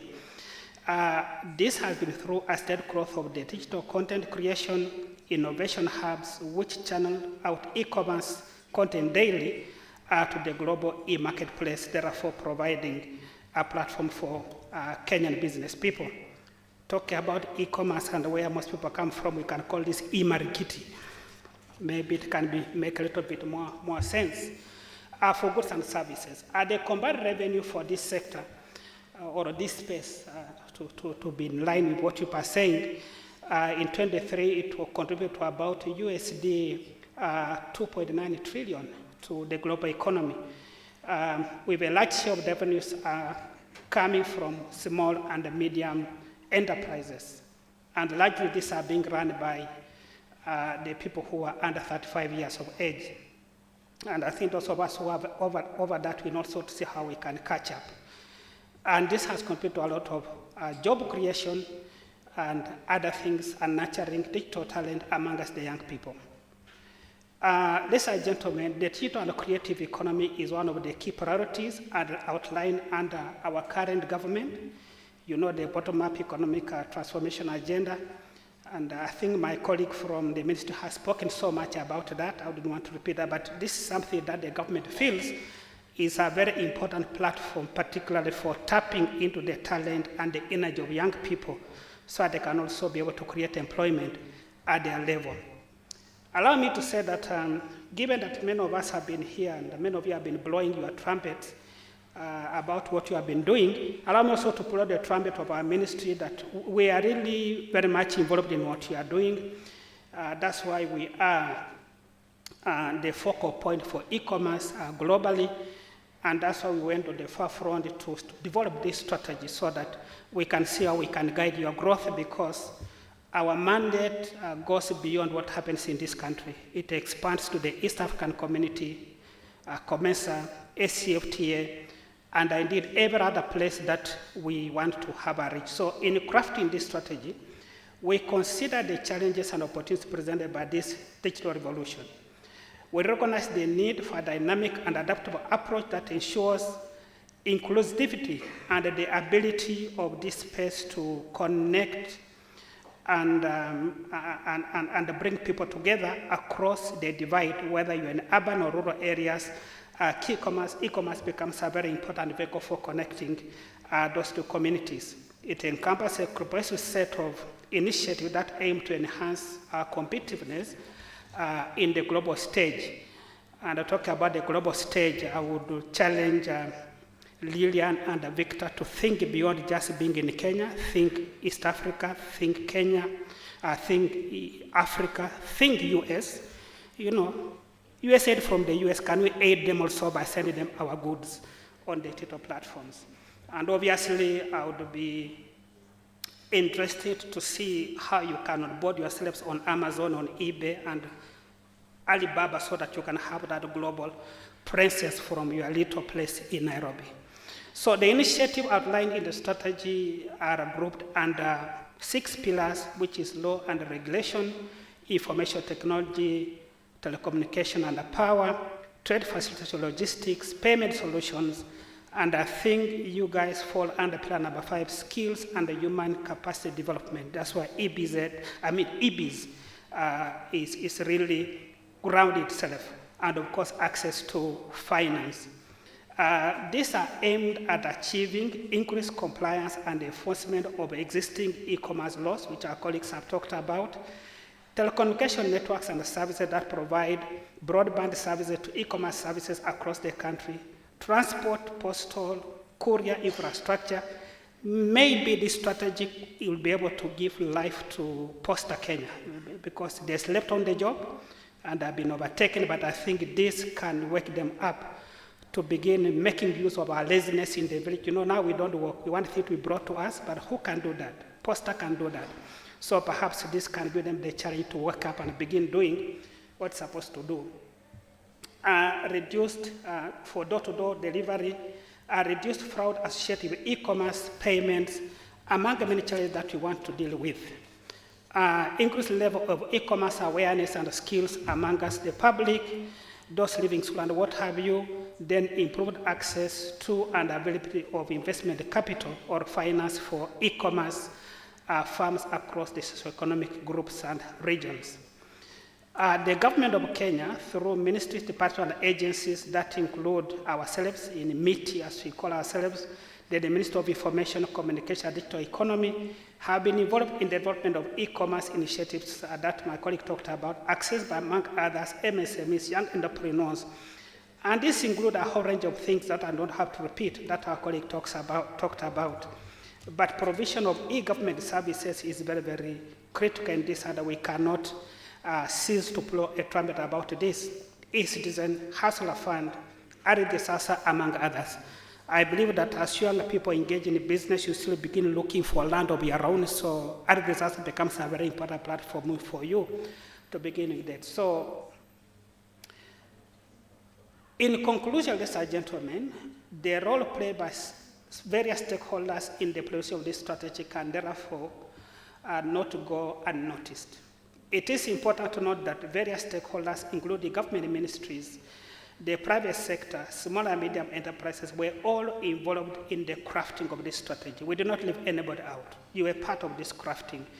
And obviously, as we come to sensitize, we have come to unpack what is in that strategy for you to see what it is and what you can lay hold of, like Victor did, what you can get out of that for you to run your business. Finally, allow me to once again thank the organizers of this event for playing a crucial role towards actualization of the initiative outlined under the Kenya National E-Commerce Strategy. We at the State Department for Trade look forward to collaborating with you to ensure the full implementation of the strategy so as to realize the objective promoting the growth and development of e-commerce sector or e-commerce space in Kenya. With those few remarks, or many remarks, thank you very much for having me in your midst, and I wish you very, very useful and fruitful deliberations. Thank you so much.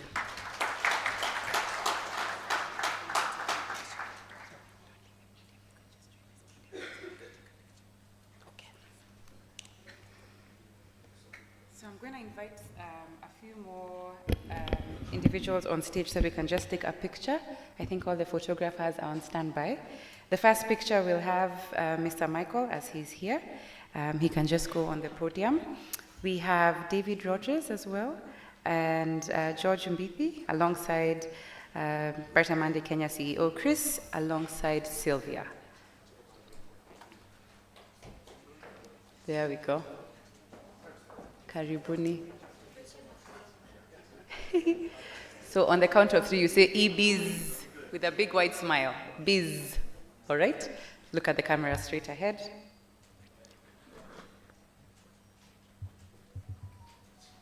We're good? Great, thank you. Don't leave the stage just yet. I'm going to invite the rep, Mr. Samuel, who was from the Ministry of IC and DE, to join them on stage, alongside the reps are already there. He can just take a big wide smile. I think that's them. They're coming in the next one, yes.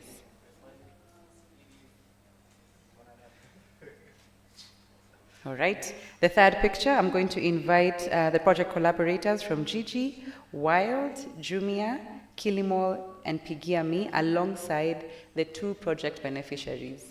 It's going to be a big group picture. So I'm going to invite the two project beneficiaries, that's Victor and Lillian, can come up for the picture, alongside the collaborators from Gigi, a rep from Gigi, a rep from Wild, Jumia, Kilimall, and Pigia Me. Yes, just come up on stage. There we go. Who is it? It's the last one. Who is it?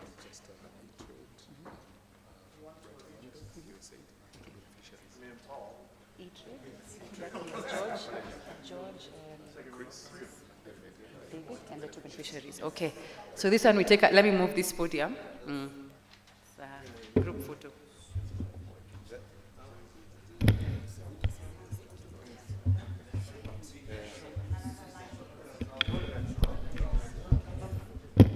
Oh, sorry. Yes. As they organize themselves, I'm going to invite Ms. Caroline Mongai to also join this picture. Height is the challenge here. Ms. Caroline, I don't think behind there.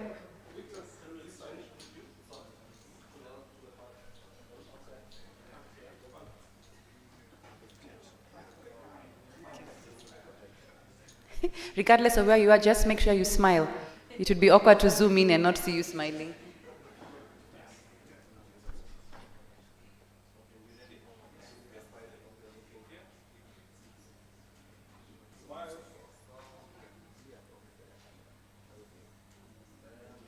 You're good? Good. Don't leave just yet. I'm going to ask everybody else to leave apart from Mr. Michael, David Rogers, Chris Otundo, Sylvia, and the two beneficiaries so we can take a group picture. For the rest, thank you so much. Your smiles have been of great service. Yes, now you can go back on stage. We're not that many. Victor, okay, great. Yes, Victor, you can come closer. So on the count of 3, you shout, e-Biz. Uh-huh.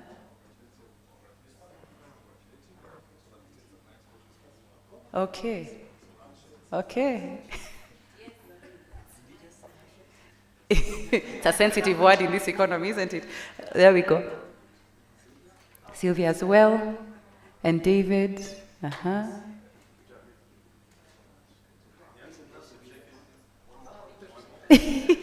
It's never enough.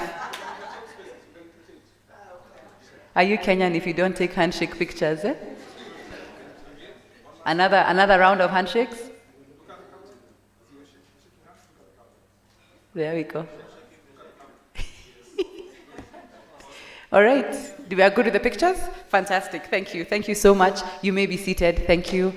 Well done, well done, well done. Now, I'm going to invite us to take a short tea break, but I would like to ask all the members of the press to please go to the registration desk, as from there they will be guided on where the press briefing is going to be happening. So please, let's go outside for our tea break. Our guests, you can leave the room first so that you can be guided from here.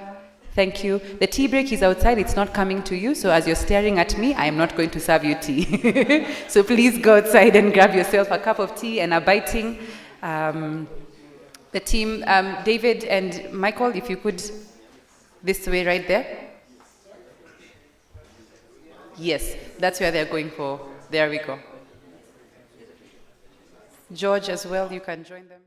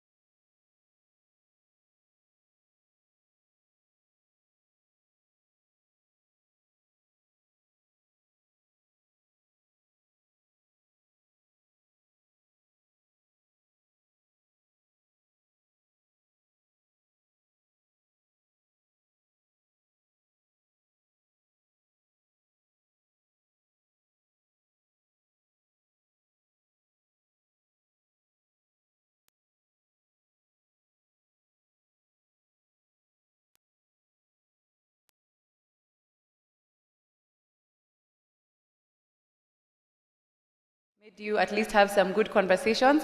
Just as a reminder, there will be lunch. Please don't leave before. And then also, make sure that your conversations at lunch are a bit light, so the food is what's heavy, all right? So make sure it's not too heavy for the lunch discussions. So we've had a great time in the beginning of the sessions, the morning sessions, and we're going to be continuing with the rest of the program. At this point in time, we'll be inviting Dr. Fred Simiyu to come up on stage. Dr. Simiyu is a distinguished professional with a rich background in industrial growth and trade development, having served in multiple pivotal roles across various sectors. His career began as an industrial development officer, where he honed his skills in fostering economic growth, demonstrating exemplary leadership and administrative acumen.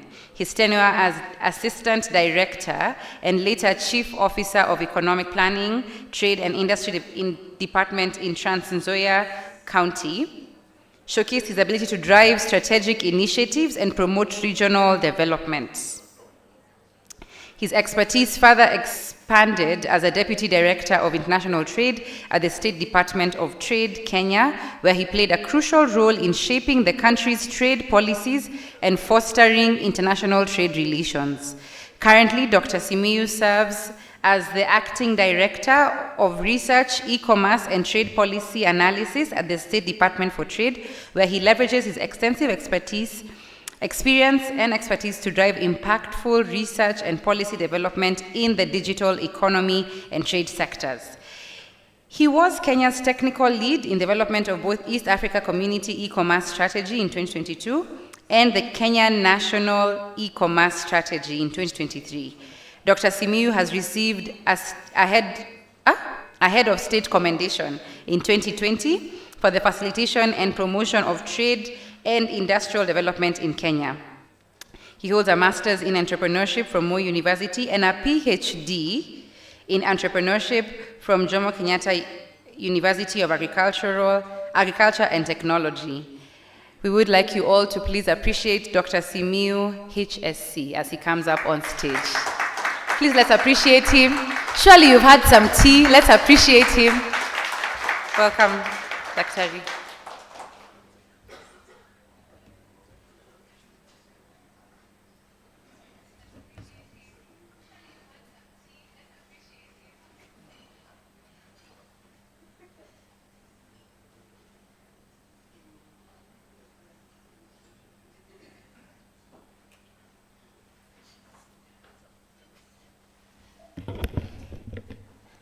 Thank you.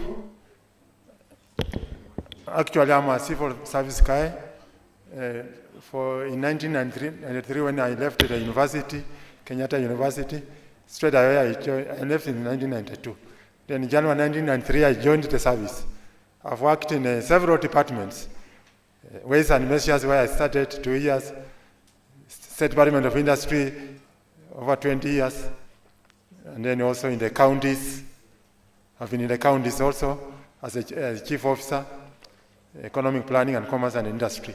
But even earlier, when we had DCs, after 2 years in Ways and Measures, and I went to industry, I started being a head of department at an early age in those districts, in Siaya, Trans Nzoia, and then regional head, and even provincial head of trade and industry, before I came back to Nairobi and went back to be a chief officer. Now, 7 years in Nairobi. I retire in Nairobi. I will not be in the regions again. Thank you. So there's that definition of e-commerce. You can see the definition of e-commerce according to ANICDAT and OECD. So that's how we define e-commerce. This is also in the strategy. E-commerce is the exchange of goods. The exchange of goods and services online, encompassing payments through telecoms and internet providers. So you are saying e-commerce is rapidly increasing, and the capacity of any country to support e-commerce transactions coupled with the opportunities therein is instrumental in positioning ourselves as a leader in e-commerce. And as you know, Kenya is a leader of e-commerce in Africa and globally. So e-commerce is the preamble of the fourth industrial revolution, which we are already in. And this is an interaction between e-commerce and breakthrough technologies such as nanotechnology, biotechnology, 3D printing, blockchain technology, and others, even creative content, moving pictures. Those are the breakthrough technologies that we promote e-commerce. E-commerce midwives those breakthrough technologies because blockchain technology facilitates cryptocurrency, end-to-end cryptocurrency. For Kenya to continue as a regional hub of trade, finance, and logistics in Africa, it must adopt enabling frameworks in policies, strategies that remove barriers mitigating against e-commerce. So there is this definition of digital economy, which encompasses e-commerce. And without e-commerce, digital economy is very narrow because e-commerce is a very important sector of digital economy. Digital economy refers to transformation of economic activities to embrace digitization fueled by internet, hyperconnectivity, and information communication technology. Online systems and establishments replace traditional brick and mortar structure. So the digital divide refers to the gap between the developed countries and developing countries in matters digital economy and e-commerce. And this manifests itself in terms of digital infrastructure and the softer skills of e-commerce. So it has been there because we didn't have an e-commerce policy. And you know, the East developed countries, before they achieved their digital revolution, they utilized e-commerce policy space to grow the digital economy sector.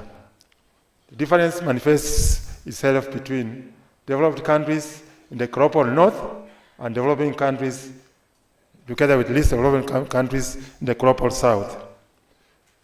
So those are the benefits of digital economy. And you can see there are many. They create jobs for our youth.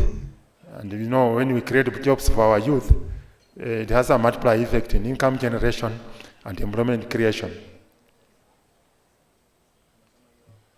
So those are the components of digital economy. And you can see e-commerce is part of the components of digital economy. Without e-commerce, digital economy cannot function as it is. So we have the e-commerce platforms, we have the mobile devices, we have cloud computing. So it's a diagrammatic representation of the digital economy, where we have a narrow scope digital economy without e-commerce. And then you have a broader scope digital economy, which includes even the gig economy, and it includes e-commerce. That's why I was saying that e-commerce is a modern sector of digital economy. Without e-commerce, digital economy is sort of empty. So SDG spearheads development and implementation of e-commerce policy strategy in Kenya, courtesy of the Executive Order number 1 of 2023, Organization of Government of the Republic of Kenya.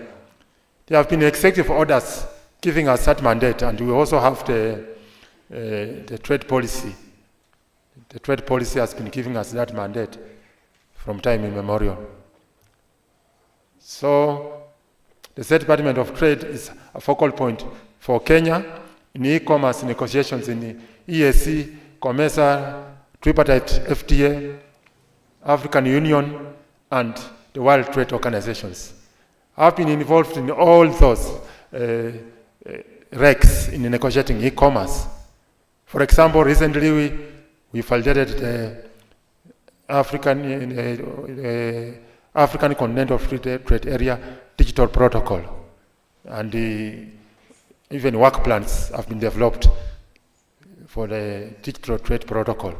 The ESC Digital E-Commerce Strategy is now is operational, and we are aiming to improve the infrastructure so that there is interoperability in East Africa for increased intra-African trade. So we have the AU. I was involved in developing the e-commerce policy or the e-commerce strategy of the African Union. Most of the times we developed it online, but I've been to AU in Senegal in that endeavor. Even at the WTO, we have been writing a Kenyan position, which embraces the African position on matters e-commerce.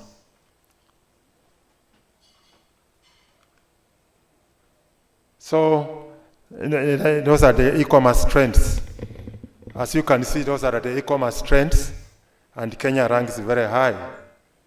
At the internet penetration of 90%, we thank the Minister of ICT for laying the infrastructure that led to the increased e-commerce penetration, which is in Africa.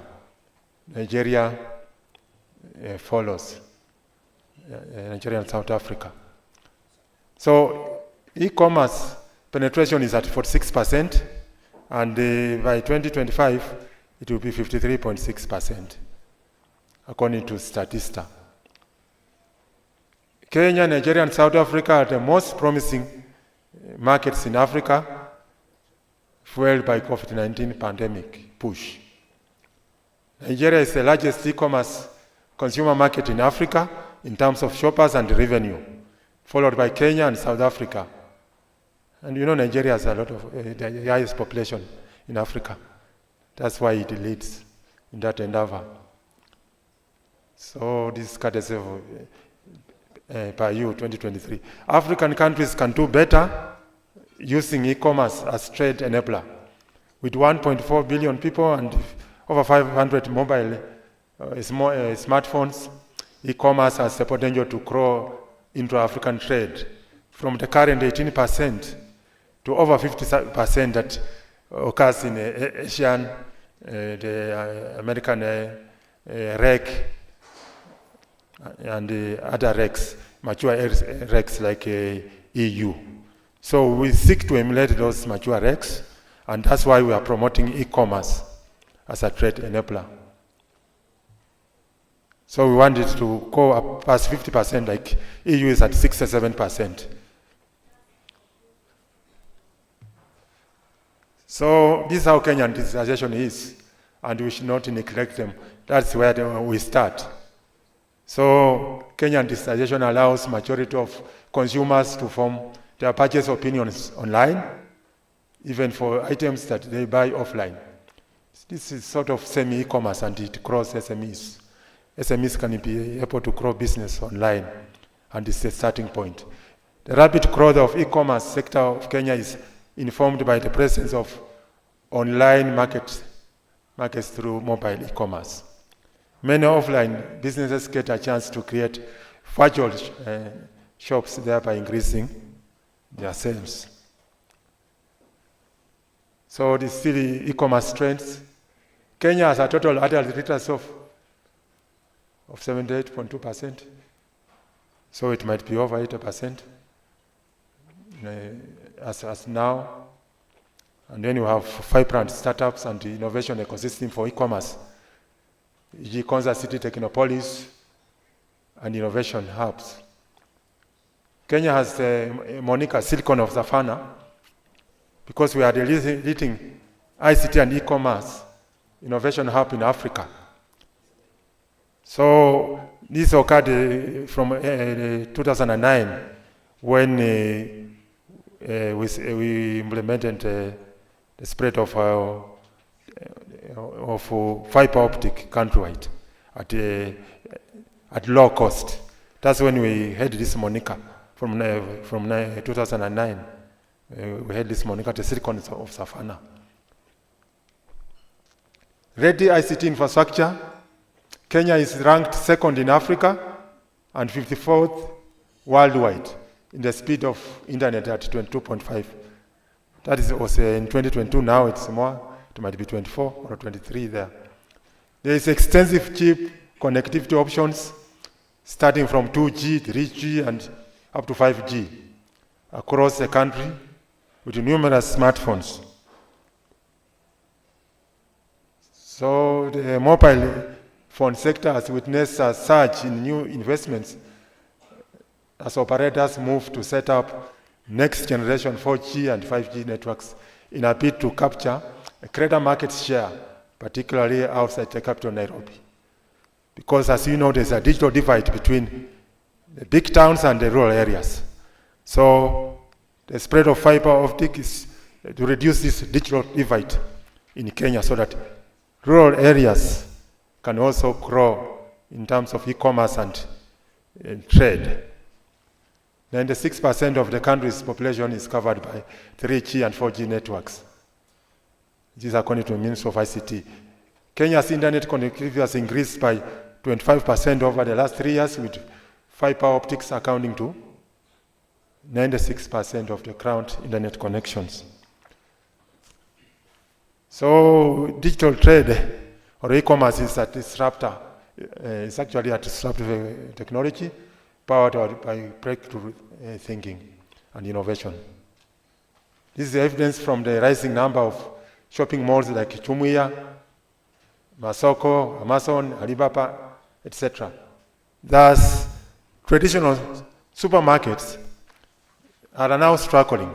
You can see the shopping malls. Their parking lots are empty because of embracing e-commerce.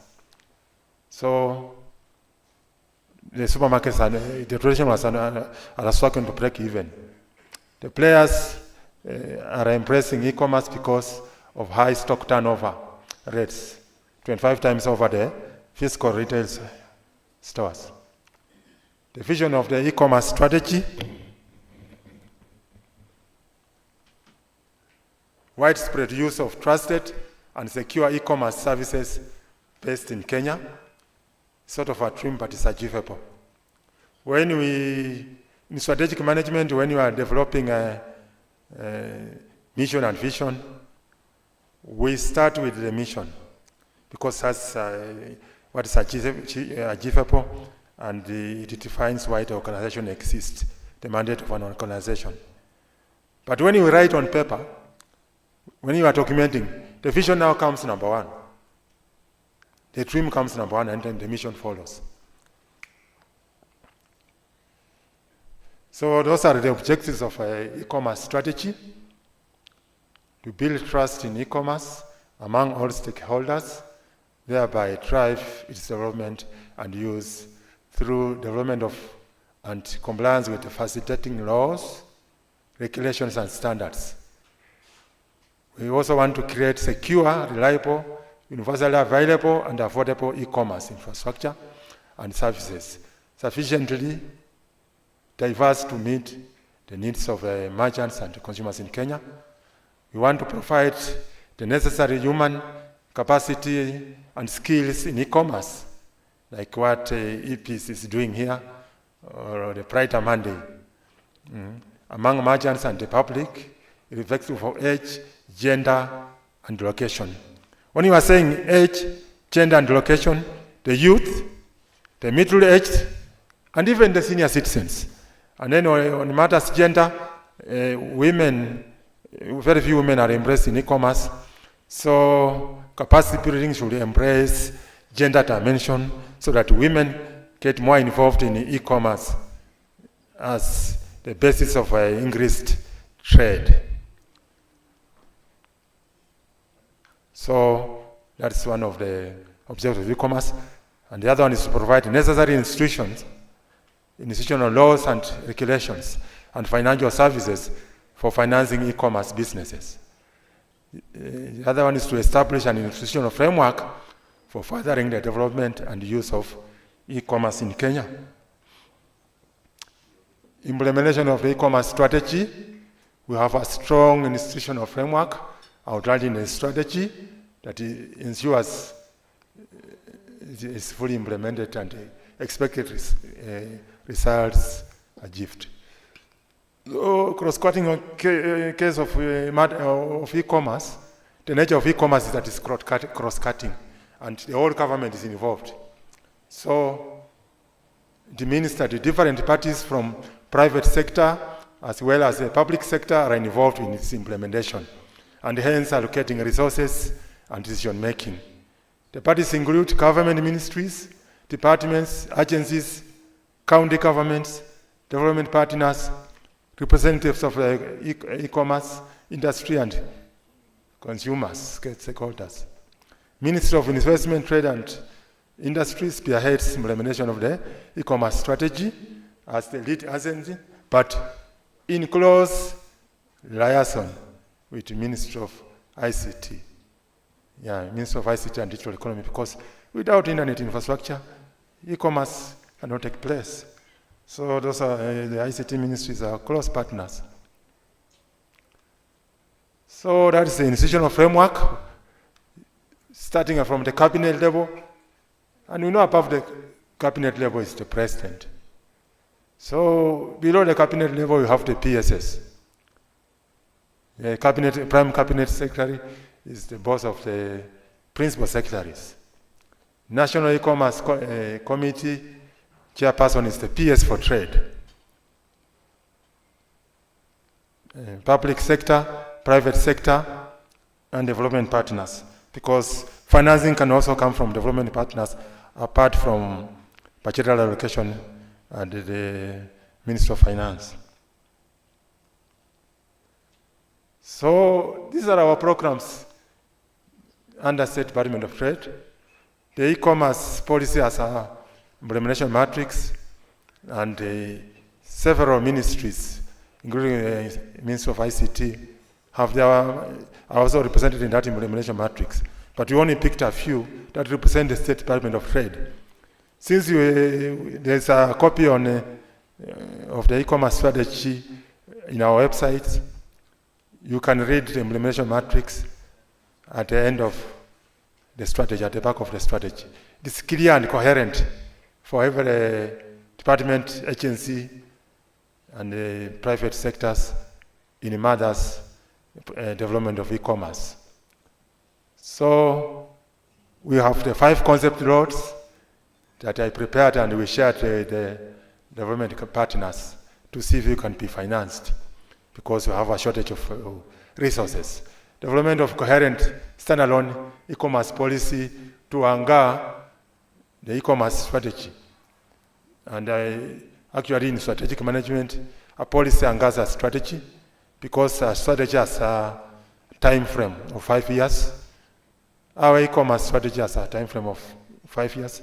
And the e-commerce policy, which will be anchored on an act of parliament, is being prepared, and it will state that the e-commerce strategy time frame is 5 years. So we have that concept note for the policy.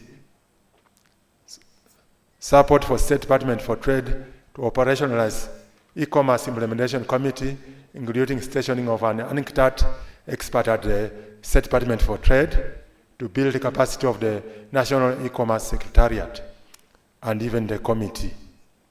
Capacity building of county SMEs and county directors of trade on e-commerce issues, so that they can also implement programs from the counties to reduce the digital divide between the towns and the rural areas. So we have also concept notes, and we are working with Trade to reduce redundancies and bureaucracies in trade facilitation pertaining to sale of goods and services. We want to reduce bureaucracies so that we can export very fast and we can import very fast, and it will have a multiplier effect on trade. We want to overhaul the national eTrade portal to cement trade information and also create visibility for SMEs locally and globally as a marketplace. Review of Consumer Protection Act 2012 to embrace e-commerce and online dispute resolution. GIZ is providing support for that, and very soon we are starting because the concept note is already ready. So in the next, during July, we will start that process to review the Consumer Protection Act. So challenges to implementation of e-commerce strategies. Level of government leadership, we have tried to navigate that by putting the State Department of Trade as the anchor in conjunction with the Ministry of ICT and Digital Economy, because we have to work together. The pace of institutional development. Staff turnover is a problem. Availability of staff involved in lead implementation agencies, as well as by knowledge transfer and capacity development. Constraints in areas like result-based management and stakeholder coordination. The quality of policy development, harmonization and coherence as competing priorities. Policies and plans often exacerbate the problem of funding, gaps and implementation. We are trying to surmount this by developing the coherent standalone e-commerce policy that will be anchored in an act of parliament. So the implementation committee will also be anchored on an act of parliament. We have several acts at midwife growth of e-commerce in Kenya. We onboard those acts of parliament in the e-commerce strategy. We'll adopt them. The State Department of Trade is planning, State Department of Planning, through Kenya National Bureau of Statistics, will lead the development of an e-commerce statistical framework in coordination with a group of relevant stakeholders. Because State Department of Planning and the Kenya National Bureau of Statistics are well versed in matters monitoring and evaluation. So main pillars of monitoring and evaluation framework, we have the annual consumer and business surveys to capture performance indicators, a method of collecting statistics and other indicators from government departments and counties will be established. Training in data collection and subsequent analysis will be provided to e-commerce implementation committee members. Reporting on data collected and for government and public sector for public use will be in place. Coherent implementation of e-commerce strategy.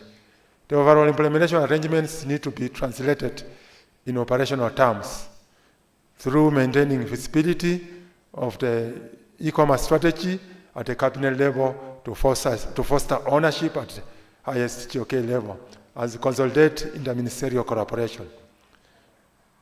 Clearly articulate the secretarial structure, functions, meet e-commerce section, i.e. with an administrative act and elaborate plans of activities.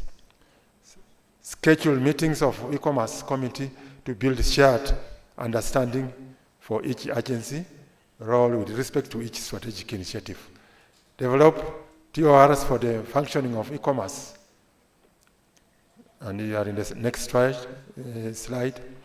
Organize sensitization meetings with KNPS and committee members to discuss how to operationalize the monitoring and the evaluation framework and the support. So the object of e-commerce implementation in a nutshell. We have the 6 pillars, we have the strategic goals. Outcomes, strategic activities, committee members play a key role as part of the implementation team of each strategic initiative. In addition, there are key performance indicators also at the strategic goal level and the mission. So these are the elements of TOR. actually for the implementation committee. So the mandate is to ensure that interministerial coordination to support the identification, development, implementation, and monitoring of national e-commerce priorities in Kenya. Linkages with the negotiations of digital trade provisions in the national trade agreements, for example, at African Continental Free Trade Area and the EAC. Functions. Members will actively cooperate by participating in implementation teams meetings, providing technical inputs, reporting back to their respective entities, advocating resource mobilization to integrate in implementation commitments into government and partner budgets. The composition, governance, and frequency of meetings, provision of reducing the impact of staff turnover, facilitating knowledge transfer and information sharing is necessary. Quarterly meetings should be held in addition to smaller, more regular implementation team meetings. So we have to learn from our partners. US is a first-world country in matters e-commerce, and you can see it has a strategy. So the strategy includes efforts to educate the public and trade community to ensure that they understand responsibilities as importers to comply with custom regulations. The strategy is also emphasizing enforcement initiatives, such as streamlining enforcement processes affected by increasing e-commerce volumes. The US strategy also ensures consumer safety and economic vitality as the volume of e-commerce shipments continue to increase. So we emulate the US in our strategy and e-commerce policy because we want to reach the exalted e-commerce status.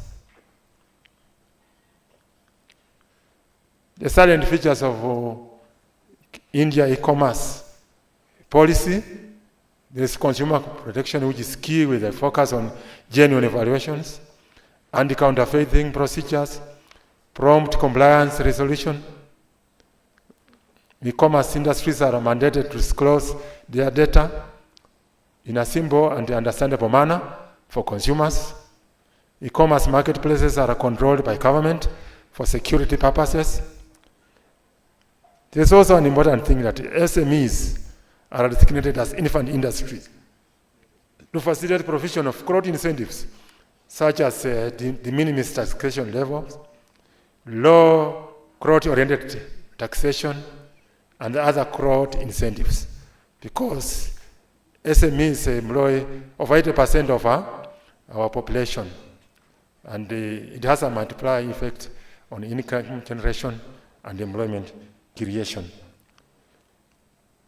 The salient features of e-commerce strategy of Singapore: we seek to embrace Singapore and India. You know, these are our South-South people. These are countries situated in the global South, like the developing countries of Africa.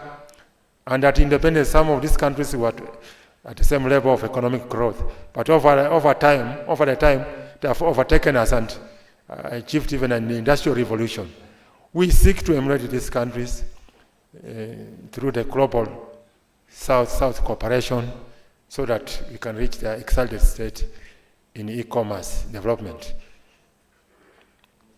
So there is also a secure digital landscape, cybersecurity capabilities to protect businesses, and that ensure the flow of cross-border data is secure. There's robust supply chain capabilities. It presents an opportunity to position the country's logistics sector to be better regarded with global supply chains. Encouraging the digitization of businesses.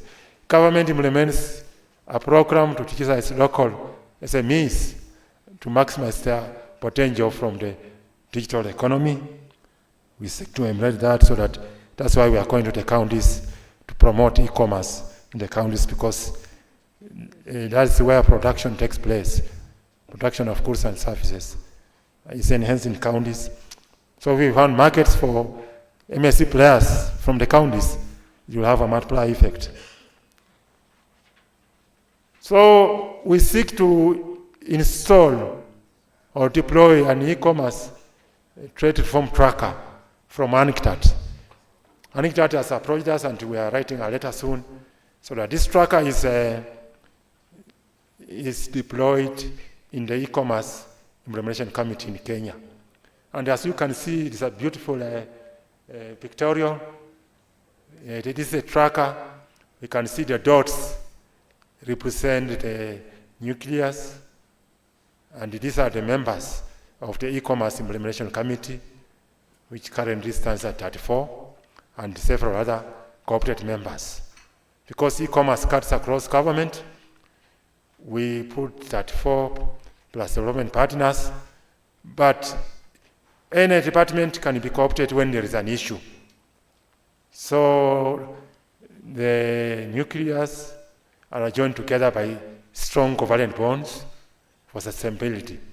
And this is the sustainability we want to build in the e-commerce implementation committee, which cuts across the entire government.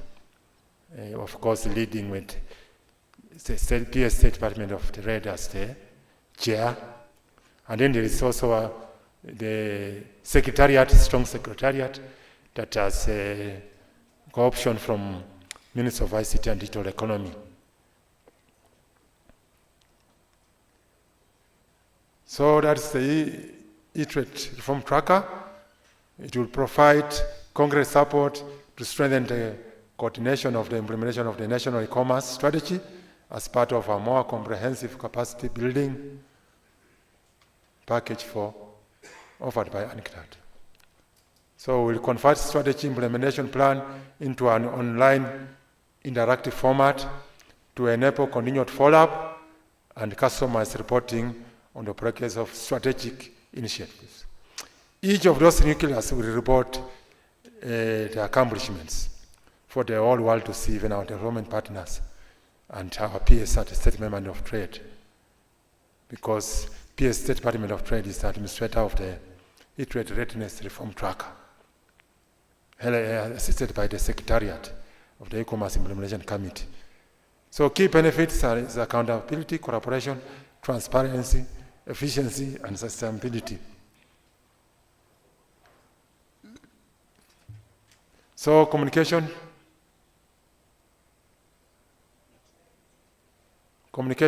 different profiles of users, team members can communicate and collaborate with each other via an embedded private message chat function in relation to the execution of specific tasks. Planning meetings, this can be scheduled directly from the tracker. Meetings can be hosted through a built-in platform or externally by providing a link. Intelligence, a broad range of information can be recorded and documents can be stored, each with regard to resource mobilization, project milestones, to allow building shared information.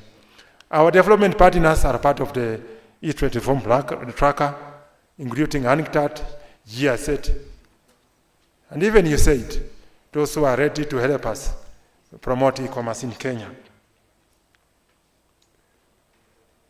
So the tracker is regularly used and information duly recorded, and you can facilitate reporting as it allows to provide a real-time view of the results of the overall implementation process, track the status of the deliverables, assess progress made, and the challenges encountered, generate statistics and charts related to the implementation, as well as the actual usage of the tracker.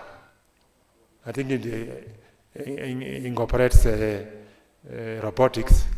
It incorporates robotics and the other breakthrough technologies.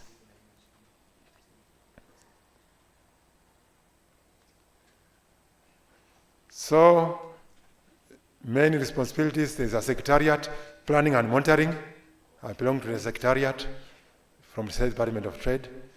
And we also presented that State Department, Minister of ICT and Digital Economy is cooperating in that Secretariat. We have the implementation agencies from tasks to deliverables. The agencies will move from tasks to deliverables. Coordination body, oversight and quality control of deliverables. And the administrator will give oversight, performance tracking, and reporting. The administrator is the State Department of Trade, together with the UNICTAD, technical experts. How to deploy eTrade reform tracker? And the rollout includes the following: lead ministry flags UNICTAD expressing interest, rollout perspective and conditions are discussed, lead ministry engages with national stakeholders, sensitization workshops are organized by UNICTAD team to the implementation committee in Kenya, engagement and signing of license agreement. Reform tracker is set up and training is also defined to other stakeholders. There is also rollout and continuous use of eTrade reform tracker by e-commerce implementation committee with UNICTAD experts to oversight. Kenya through PS Trade has to request by 18th June, and I'm going to do exactly that.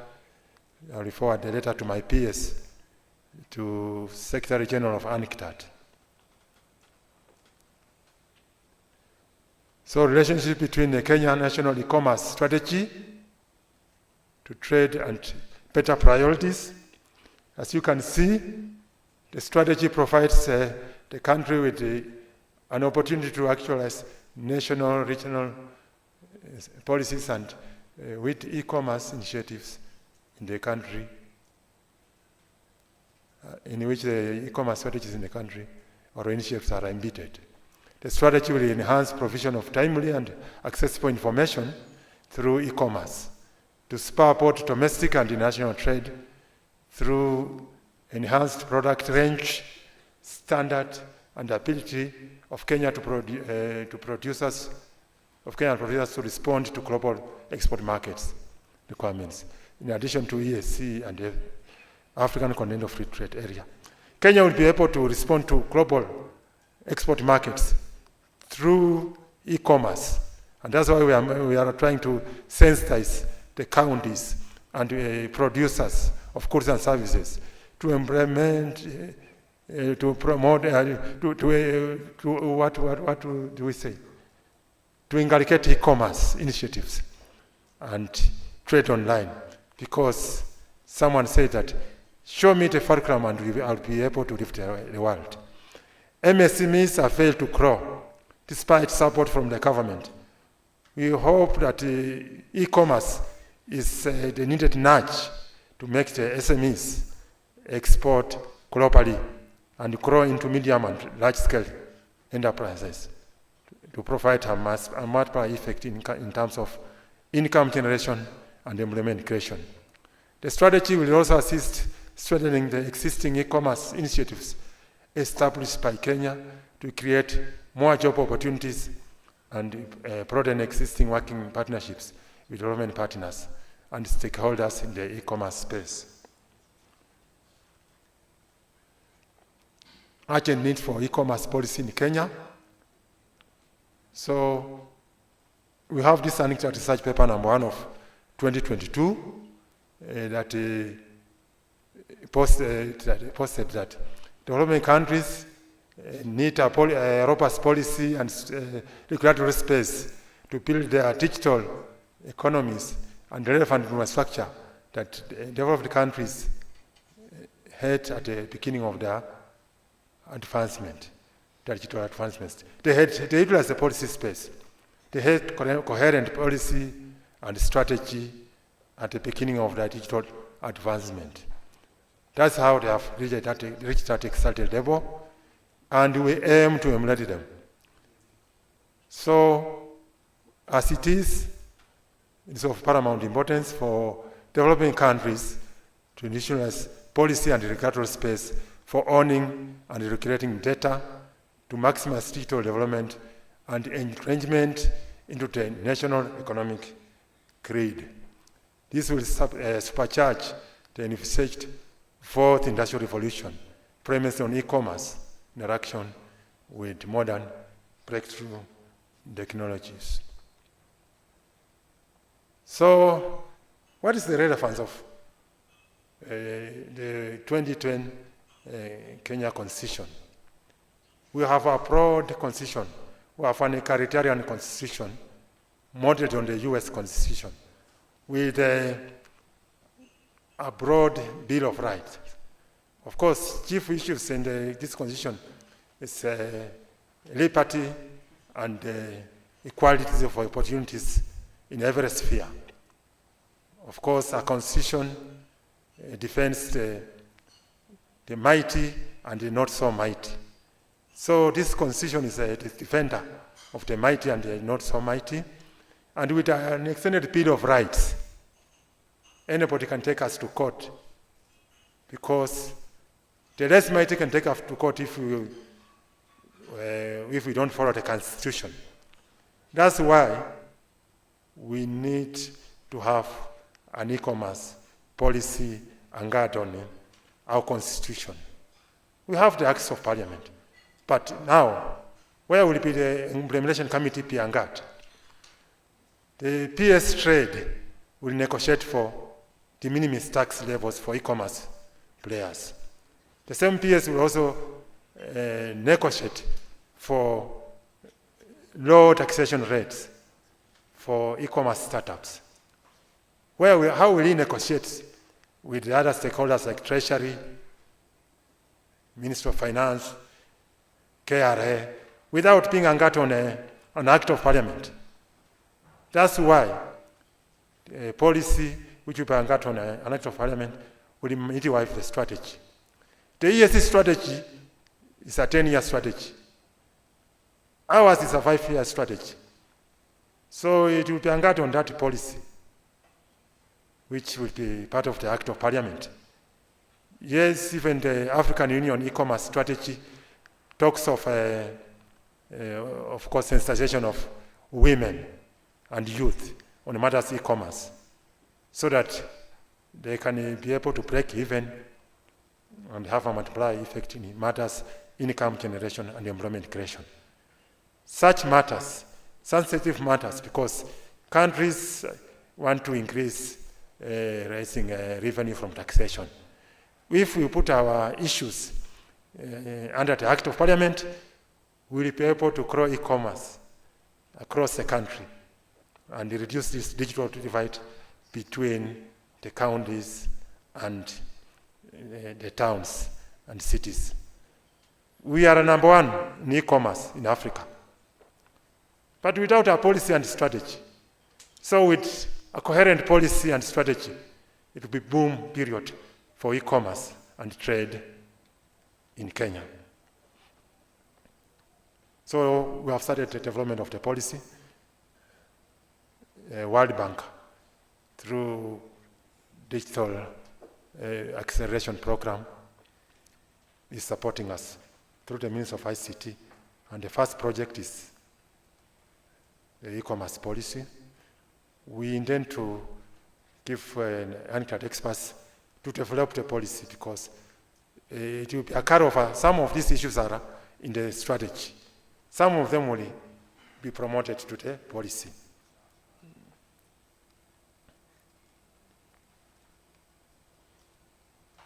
So this was the assignment to Midas, to come out with programs for 2024-25 e-commerce promotion. Through the e-commerce implementation committee, we had our first meeting, the NIACOL meeting on 27th of May. So this is the assignment they are doing. When they return the programs, of course they negotiate, they will discuss with their PSS. We don't want to abuse them. We know they have their PSS and they have their own budget. They will flag out from the implementation matrix where they belong, and then bring the matrices to our peers.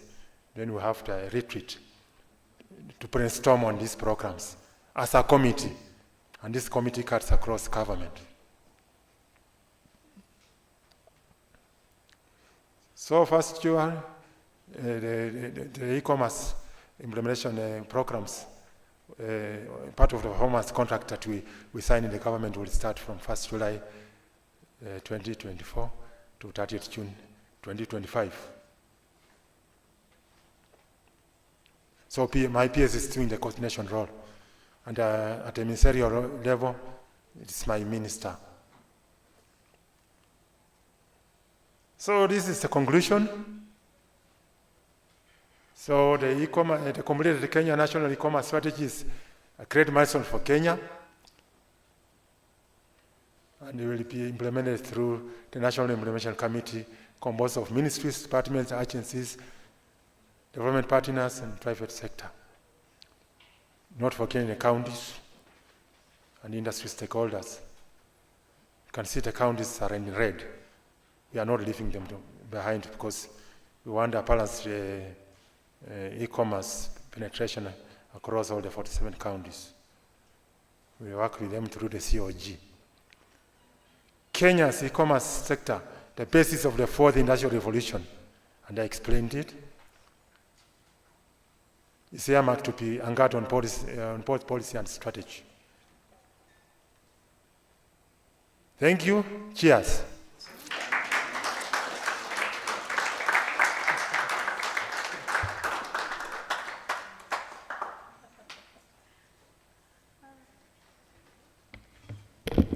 It's the cheers for me. Thank you so much, Daktari.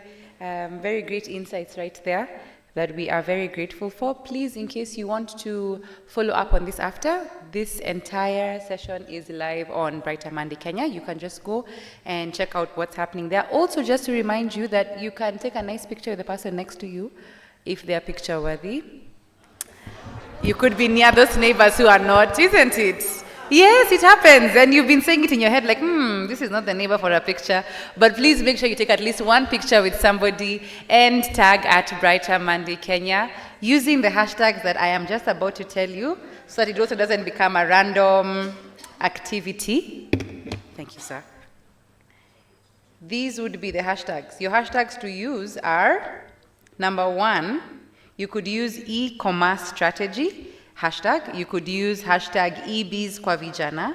You could use the hashtag youth empowerment. You could use the hashtag digital transformation. You could use the hashtag USAID.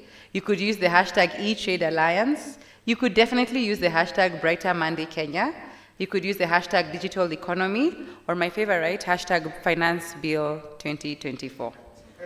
For sure, you'll be trending, all right? So please make sure you take a nice picture. This is a good time to take a nice picture, isn't it? The lighting in the room is perfect. Let's take a picture before we introduce the next session. Take a picture with the person next to you. Remember when I told you to practice how you're smiling? This is a good time to test it.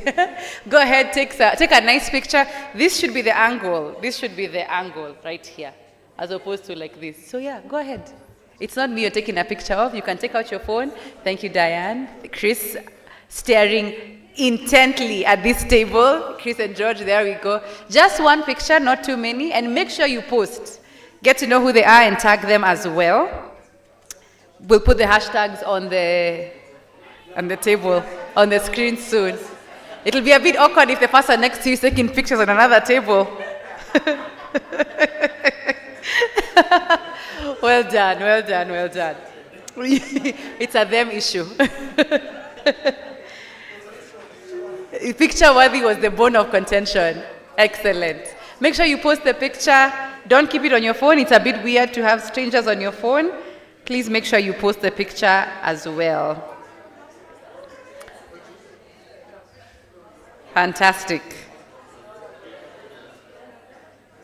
Great. We're going to get into the next sessions that will be run by the same person. He has been mentioned here severally by the two beneficiaries of the program, none other than Christopher Odongo. He is, yeah, you can clap, he's a superstar. He came with his own audience, you're joking. Chris, let me introduce you. Chris is The CEO of Wild International Limited and the co-founder of Sandbox. He is an entrepreneurship ecosystem builder and believes in developing partnerships to catalyze the success of entrepreneurs across Africa. He is a strategic planning consultant and a business coach with 22 years experience working with SMEs across Africa. He is creative and practical in his approach. I think Lillian alluded to that. He has top skills in strategy development, business coaching, training facilitation, leadership and development, alongside personal development. Chris has recently published a book for startups in Kenya. That's a great place to clap. Yes, it's a book you should all get. He's also passionate about public speaking. He's a public speaking coach and a business MC where he uses his skills to keep audiences engaged on matters entrepreneurship. At Wild International, he leads a team of brilliant consultants and associates to deliver an inspirational growth program for entrepreneurs that to date has transformed more than 300 businesses. If you're looking to build a robust entrepreneurship ecosystem or to build an organization from startup to growth stage or to motivate entrepreneurs or employees to achieve their goals, Christopher is the right person for the job. Ladies and gentlemen, please put your hands together as we invite Christopher Odongo, who will be moderating this next session. Let's appreciate him.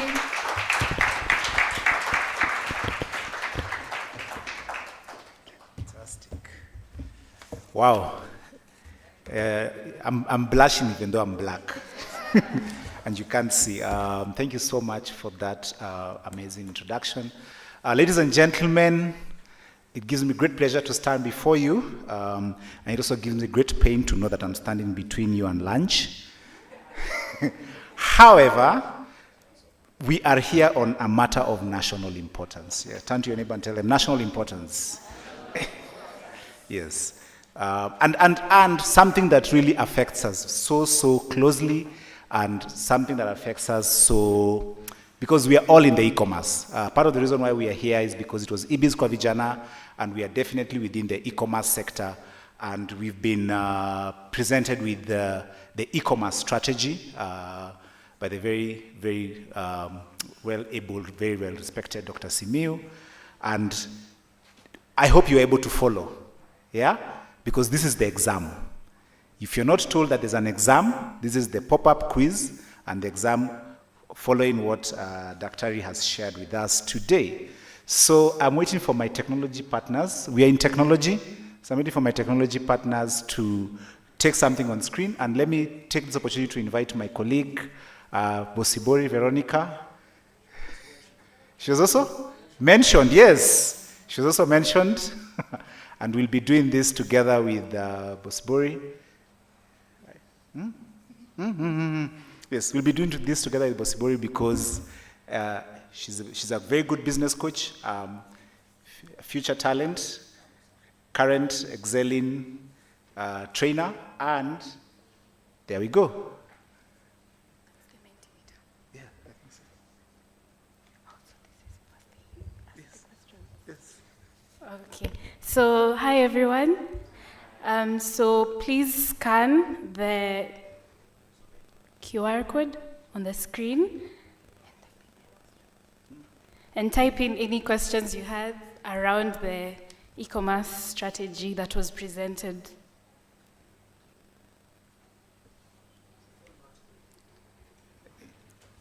Yeah, the phone matters. The phone matters. Kabambe cannot do it.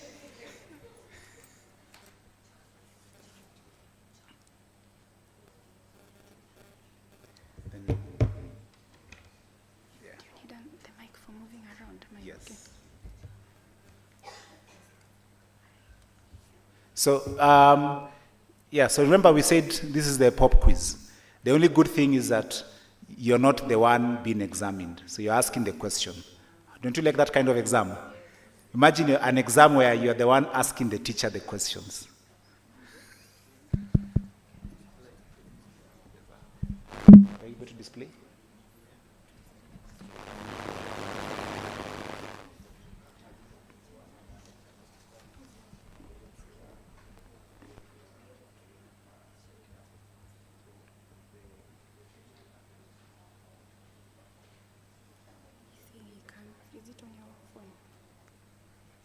I don't know.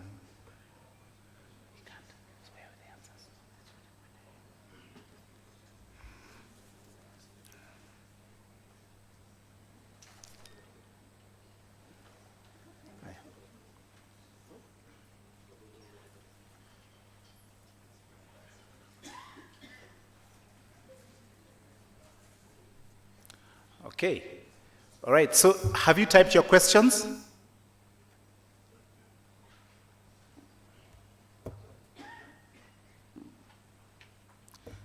Okay, very good. If you've typed your questions, we're going to give opportunity for 3 or 4 questions to be asked on the microphone, and we're going to invite Dr. Simiyu to come back and respond to those questions.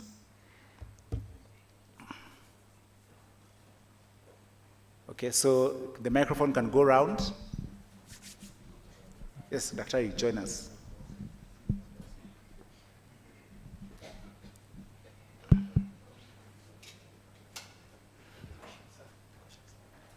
The questions are going to be read out. Okay. Yeah.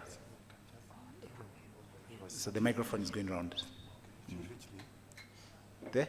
No, I am supposed to be here. No, you're supposed to be here, yes. Okay.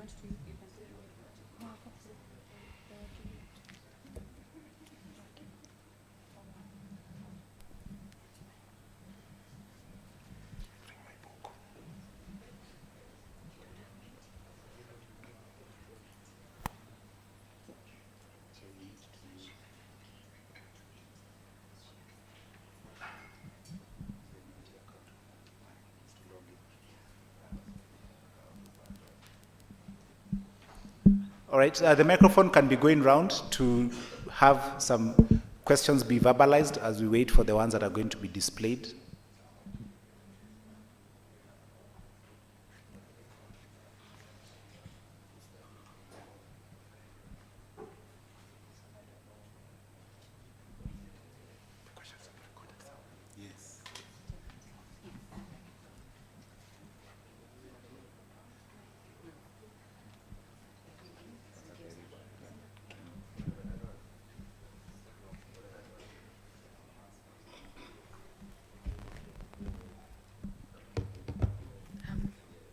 Okay, so just reading out the questions that you've submitted.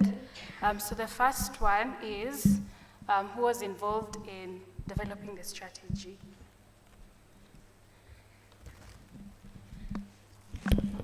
Thank you for the question.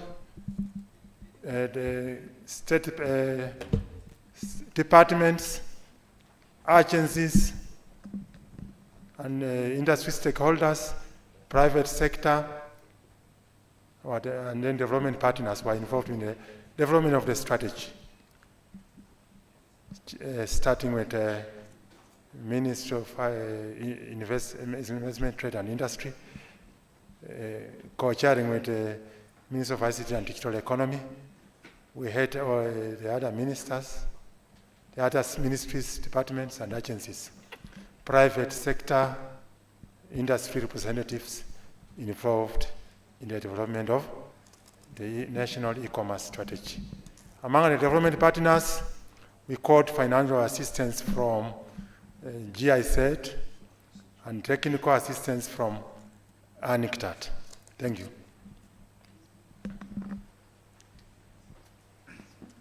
All right, the other questions are here on the screen with us. How does the e-commerce strategy lead to tangible employment growth?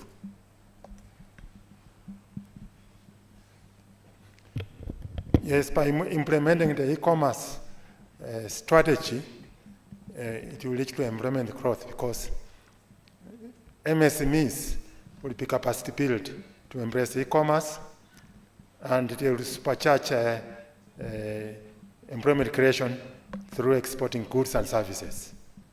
In addition, even to those traders who are in the counties, the ordinary shopkeepers will put their shopping online, and they will be able to expand their customer base.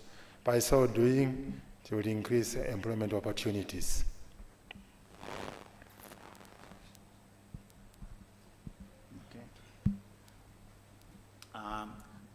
What are the measures put in place to protect Kenyans from online fraud and impersonation? Data privacy has been a great issue in Kenya. We have the Data Protection Act and and Cybercrime and Computer Misuse Act. Several acts of parliament exist, and they will be deployed to prevent misuse and online misuse of personal data. Of course, we have the industry stakeholders, a committee that will be meeting more often, deploy what we call cyber walls to prevent cybercrime. So we have proposed that committee in the strategy, and the committee will have several stakeholders, including responsible departments and the bank fraud unit, and other stakeholders, Kenya Proof of Standards being one of them, competition authorities one of them, a manageable committee that will be meeting from time to time to deploy programs to prevent data misuse and cybercrime for Kenyans. Thank you. Thank you, Doctor. So the next question is the National Payment Services Department at CBK involved in the e-commerce strategy? We have many payment processing services providers who should have a say in the e-commerce space at a national level. Thank you. They are part of the e-commerce implementation committee, and they are very punctual. When we call to Arusha to negotiate, they send even two. When one person is sponsored, they send a second doctor.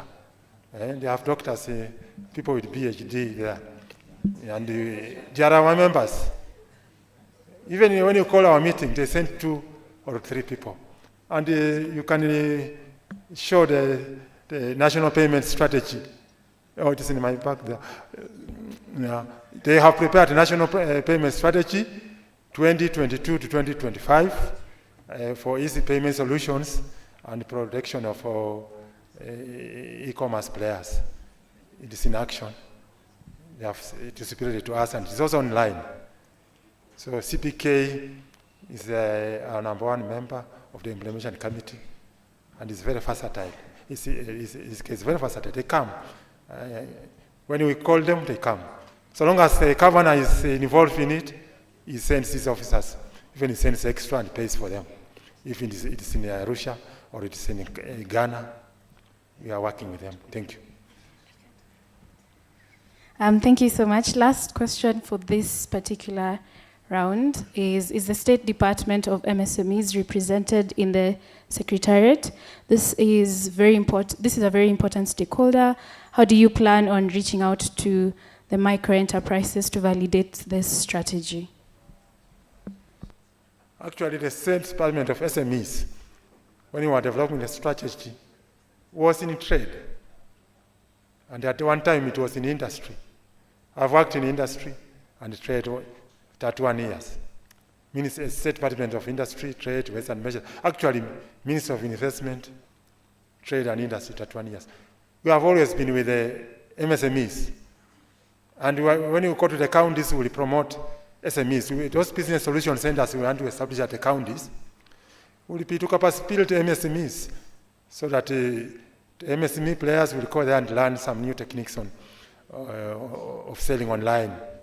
Yes, so that they can be able to have global visibility. And then there is also the SME department you are talking about.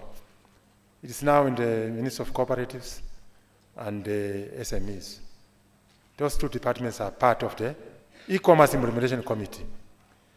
The strategy was validated by industry stakeholders, including SMEs. We have even their representatives in the committee. The National Chamber of E-Commerce and Industry. We have Kenya Association of Manufacturers as part of the e-commerce implementation committee. So there are affairs, there are issues that are catered for. And we want to promote these SMEs to grow, graduates to medium and large-scale industries, because they create 80% of the new job opportunities in Kenya. Thank you. much, Daktari. So how do you think we've done in the exam? Very well. And how has Daktari done? You should have said, we are now ready to make Daktari a professor. All right, very good. So we are continuing with the discussions around the e-commerce strategy. So these are the people in the room. Okay, can you see the people in the room? We have marketplace providers, we have advertising platforms, logistics providers, vendors, regulators, development partners, suppliers and manufacturers, technology providers, content creators and influencers, analytics and data providers. All right? And we've also asked you another question. Next slide. Oops.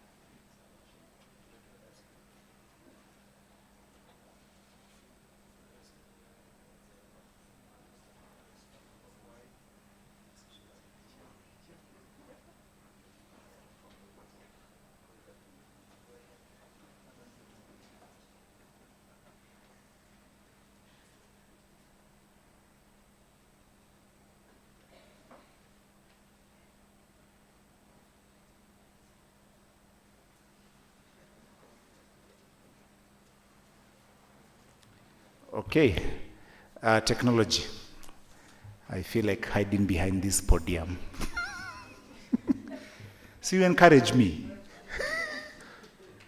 Akuna. Okay, thank you. So the question is, how do you think the e-commerce strategy presented will impact you?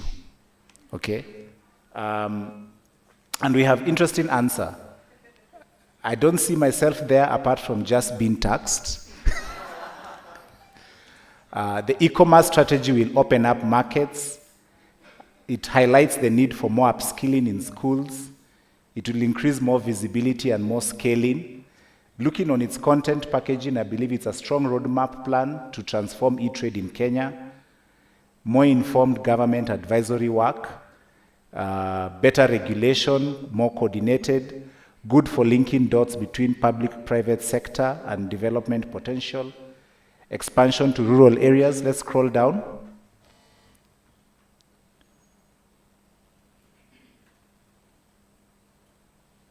As a startup SME, I believe the strategy will give me an enabling environment to thrive. I can reach more people.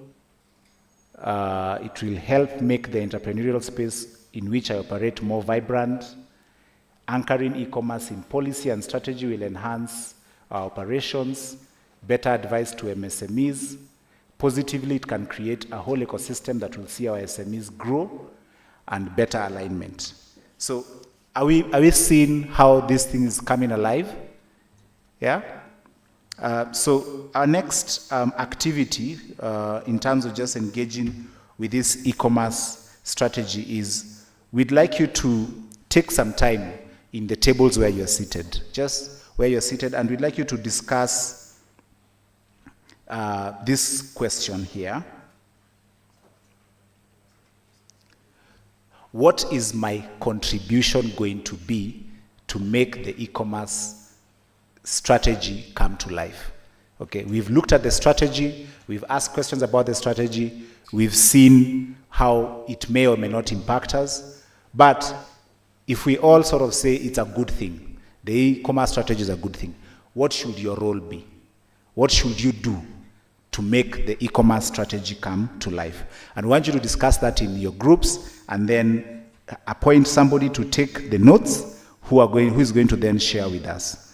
So what I want you to do is I want you to identify potential areas of contribution from your organization. You've said, some of you have said you're logistics partners, some of you have said are development partners, some of you are regulators, some of you are e-commerce players. So what role do you think you can play, or what contribution do you think you can make to bring the e-commerce and to make it come to life? Okay? Have we understood that? Group discussion in your tables just where you are. And then one person will present back to us.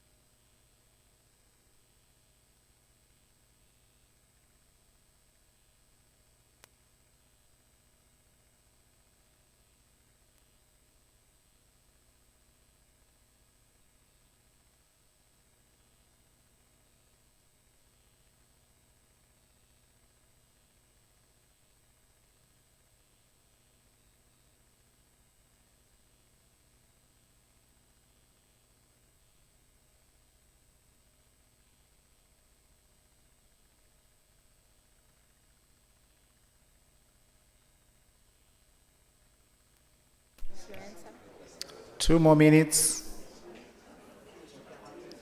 2 more minutes of discussion only.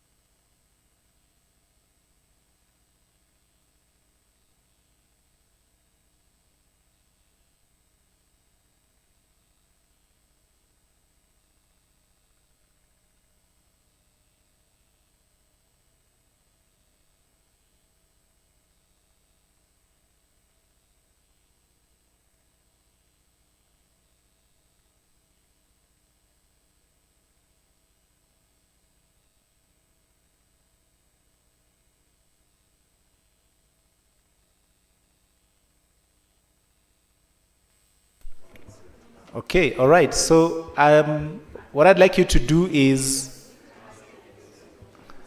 ladies and gentlemen, what I'd like you to do is go back into the same Mentimeter poll and type your answers, because you're going to give a few tables the opportunity to speak. I don't think all of us can speak, but we'd like to still capture your feedback and your answer in terms of what do you see as your contribution and role in the implementation of the e-commerce strategy.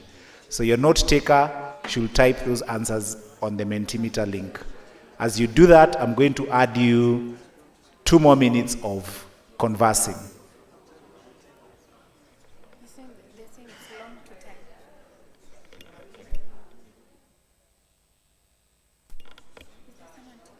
You can try voice typing.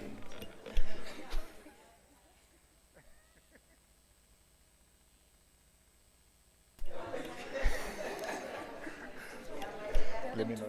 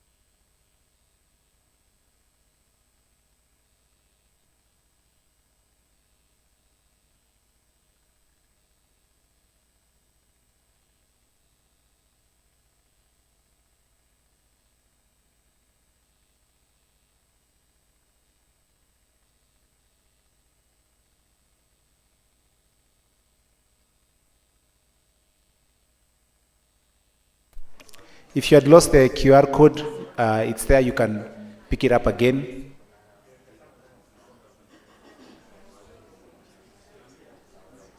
So far, we still have 0 initiatives towards implementation of the strategy. Dr. Simi is not going to enjoy his lunch.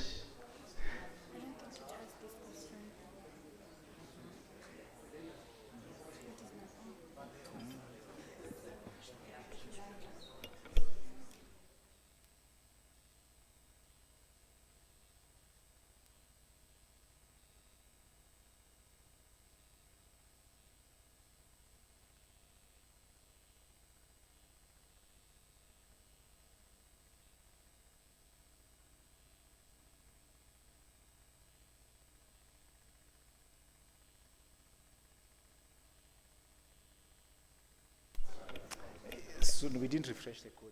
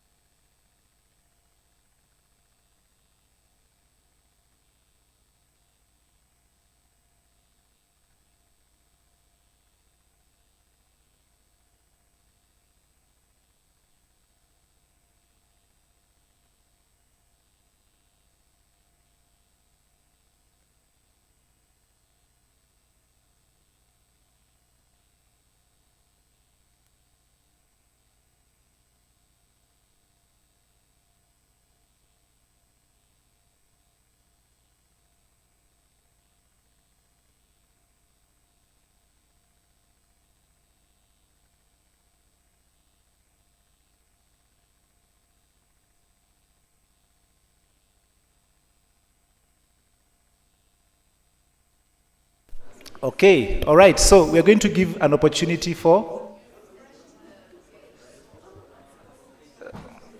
They evaporated. Ah, what happened? So then the answers evaporated. Okay, so I think you guys are going to be the first ones to go with the mic.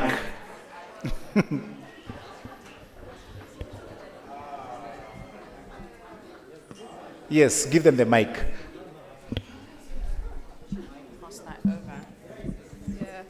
Hello, good afternoon. Yeah, Chris, you're actually between us and lunch. I agree. So this table has development partners and platform owners. So one of the things that we think we should do is to first institutionalize the strategy so that there is very good understanding at an organizational level.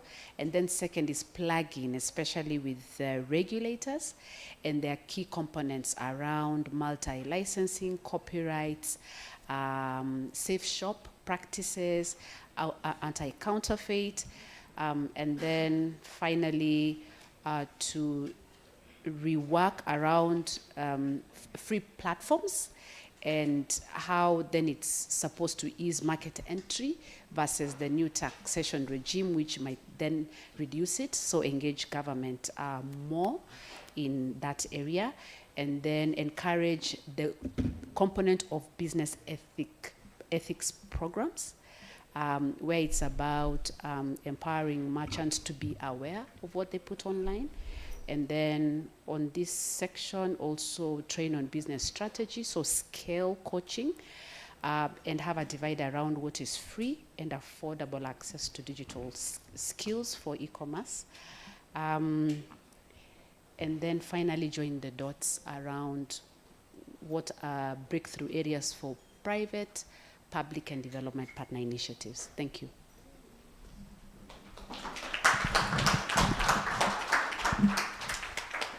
Thank you very much for that presentation. We'll have presentations from at least 2 or 3 more tables. So which table wants to go? All right, over here and over here.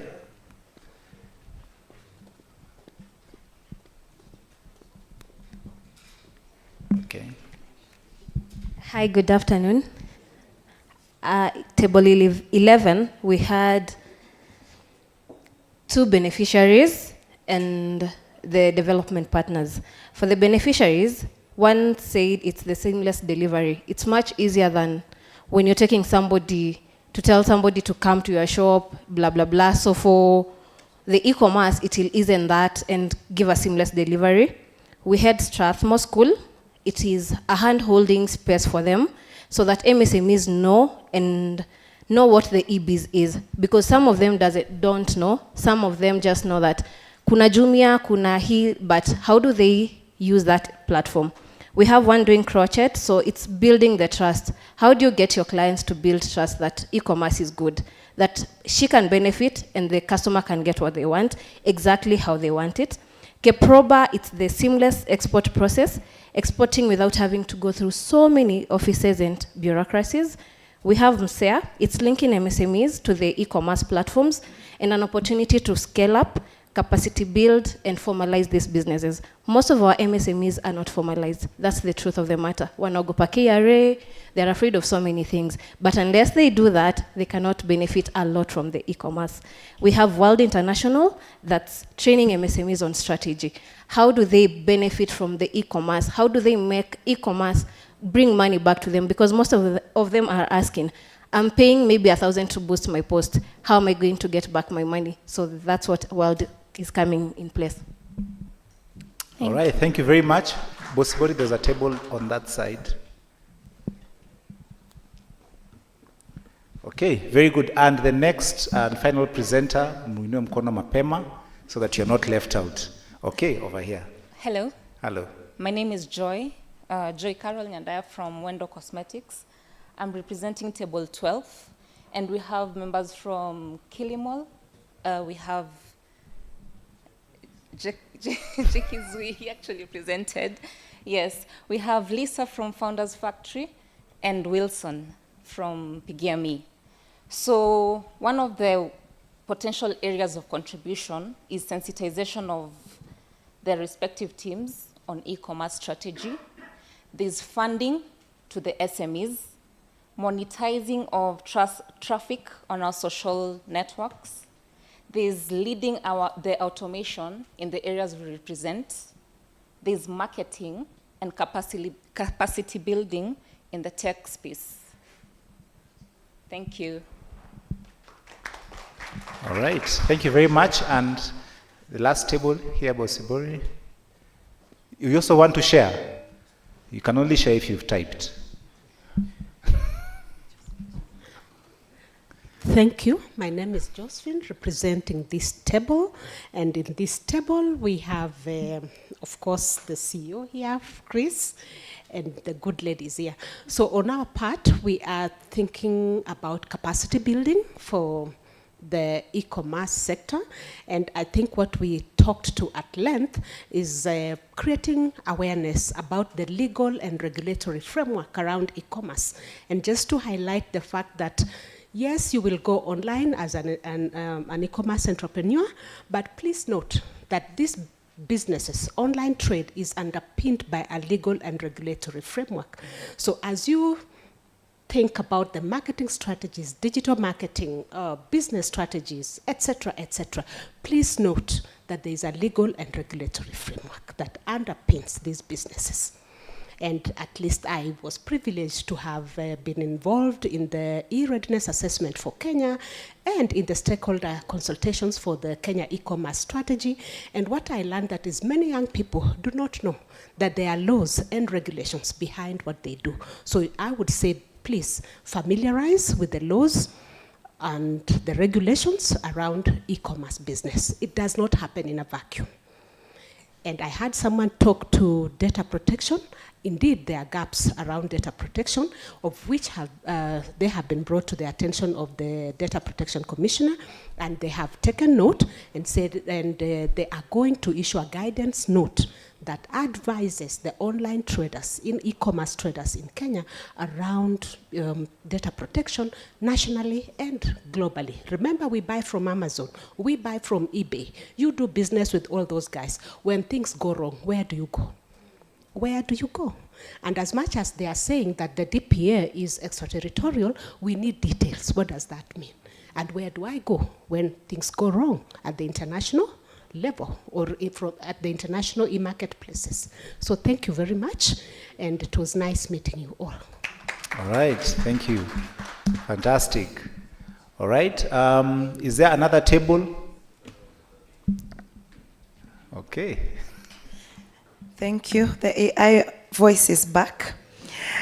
I was privileged to be seated amongst the people who spearheaded the development of the e-commerce strategy. So there was a lot of conversation around what is government role in making sure that the strategy is successfully implemented. So one of the key things that is a priority right now is actually rolling out to counties. I think with regards to e-readiness, we spoke of the fact that most of e-commerce and digital economy activities happen within urban areas, Nairobi to be specific. So what the different state departments within that space are doing is working to have MOUs with governors so that they can reduce this digital divide. And that will also include skill development within these counties through short courses for the county officials to know exactly what they are championing for. And still within that, digital infrastructure expansion. So working with the Ministry of ICT and Digital Economy, where DigiHubs are being set up in the county headquarters to help educate on eTrade.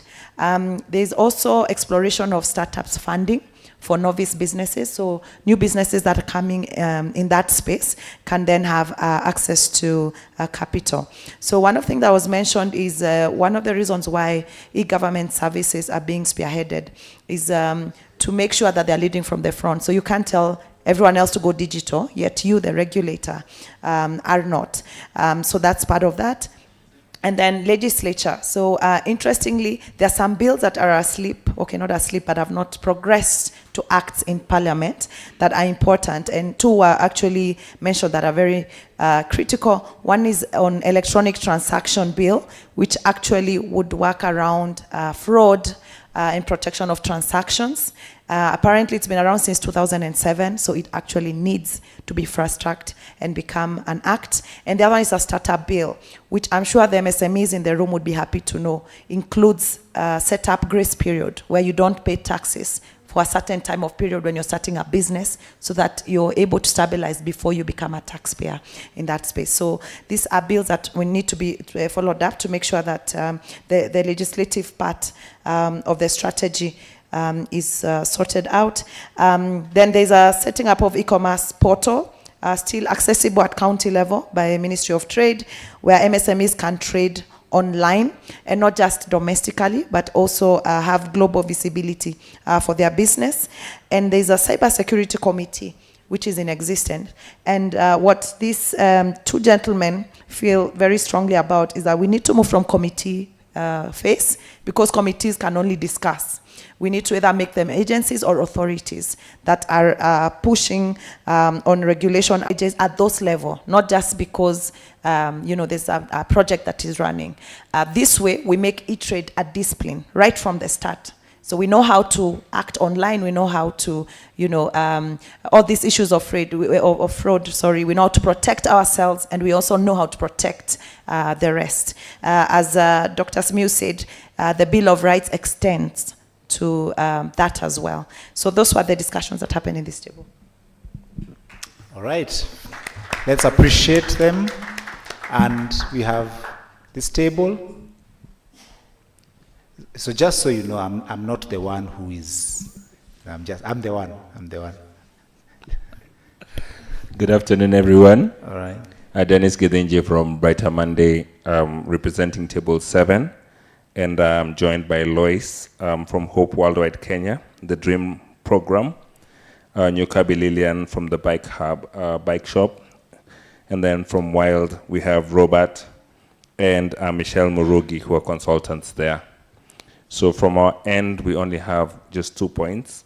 The first the strategy could do is to help us create frameworks for a robust rating system that rates good service versus a service that needs to improve. And then the second thing is around integrity and brand strength. So we would like the strategy to help us evolve from a trust system where you can actually receive substandard products and reply with a bad check, to trustless systems where they're kind of almost like self-fulfilling contracts, where if the job or the product or the service is delivered, then payment automatically ensues, sort of like an escrow system. And the last thing, of course, the strategy needs to also expand to include AI frameworks, because that's an area that we're going into very fast, and that was us. All right, thank you very, very much. Let's appreciate that table. And I'm not closing anyone, am I? Okay, all right, very good, thank you very much.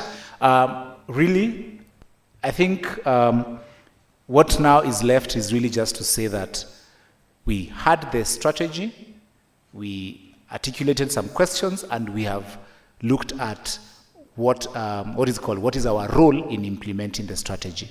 Yeah, and in terms of just the way forward is BrighterMonday has been leading this effort of convening the e-commerce players, and what I'd like you to leave here with going out today is to begin to think of how can I now join what BrighterMonday and what other players are doing, because the government has done its part in terms of convening the players and seeing the e-commerce as the e-commerce and the development of e-commerce as a very good and a very big opportunity for the country, and has put in place the e-commerce strategy to now drive that agenda. And you've seen that once the e-commerce strategy implementation begins to roll out, and it has already begun to roll out, because there's now a committee, and then there's going to come a policy, and eventually we'll get to a place where there's legislation, and hopefully the establishment of an e-commerce authority, as it will be. Whether that will sit under the ICT authority, whether that will sit under the Ministry of Trade is to be determined. But the issues that we are raising and the issues that were raised in the previous convening around this program are actually now going to start being addressed. Those are issues around our e-commerce readiness, issues around law and regulation and policy, issue around ICT infrastructure, trade facilitation, transport and logistics, payment services and payment provision, education and skills. And I like that Strathmore is here talking about the potential for actually somebody to take an e-commerce degree, or a degree in business management with a specialization in e-commerce. Those are realities that we are looking at. And going further even into the Ministry of Education, where we can now begin to talk about introducing e-commerce or as part and parcel, because our children are now taking what is called technology as a course, and in that technology as a course, of course, they're learning the basics, the hardware, the software, internet, and it's possible for them to begin to pick up lessons on e-commerce. And obviously, accessibility to finance and capital that businesses require to actually be able to succeed on the online platform. And earlier today, we even talked about the possibilities of integrating, or rather, the possibilities of exploiting the Africa Free Continental Trade Area, such that if I have products and services that I've made here in Kenya, I can sell them to any country in Africa. And going beyond that, and even our president was recently in the US, thinking about, can I then become a truly global e-commerce entrepreneur and have my products and services be purchased by people in other continents, in other jurisdictions, and not just the US, but even Europe, China, Asia, and so on and so forth. And so, ladies and gentlemen, my encouragement to you, and not just an encouragement, but my challenge is, it's time for you to step up and be counted, because your business or your organization cannot thrive unless it's part of the wider ecosystem.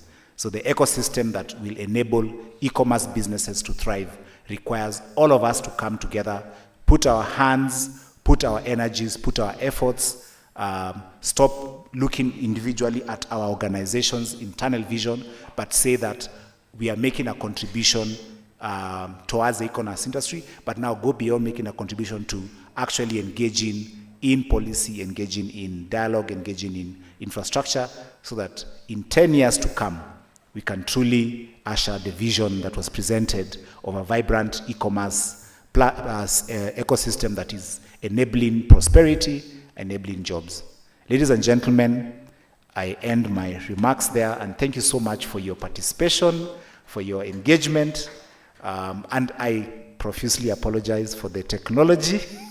We are in e-commerce, we are in technology, and yes, hatutarudia tena. Hazards of technology, yes. But thank you so much for your grace and your contributions. Let me hand it over back to our very able Master of Ceremony, Mistress of Ceremony, keeping in with the genders. He, she. He, she. Catch it quick. Great. Thank you so much. Let's appreciate Chris. Thank you so much. It was so engaging. Thank you so much to all of you for engaging on your tables and having such meaningful conversations. I hope and pray that they move beyond this room and that we actually put our hand to the plow when it comes to e-commerce, and also the knowledge and also the capacity building. I think we all have a role to play, isn't it? Isn't it? Okay, thank you. There we go. So mine is just to give a vote of thanks as we are just about to end the program. First, I would like to thank our chief guest in absentia, Mr. Michael Mandu. Let's appreciate him in absentia. He gave such a moving message. David Rogers as well from the USAID Kenya. Let's appreciate him.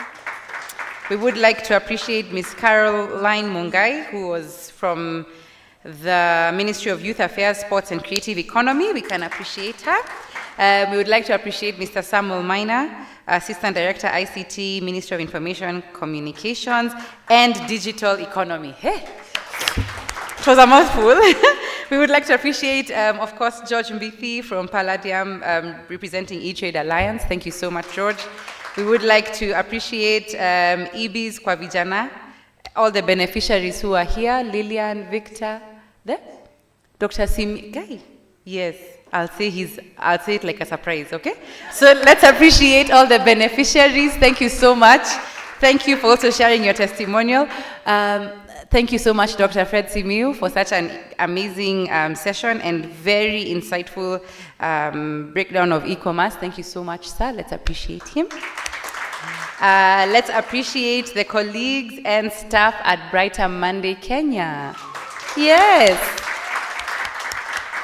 Of course, we would like to appreciate the members of the press who are here and are not now because they are going to publish what they were recording. So you go and watch, and when you watch, you share, isn't it? Great. We would like to appreciate every one of you for taking your time and coming. All the different stakeholders who are in the room, thank you so much for sparing the better part of your day to have such a meaningful engagement. And just to appreciate all of you for giving me your time. I realized I didn't introduce myself. My name is Nyawira Kashugi, and I've been your host today. You can clap for me. Thank you. And yeah, so thank you so much for your time. Please remember to take as many pictures as possible.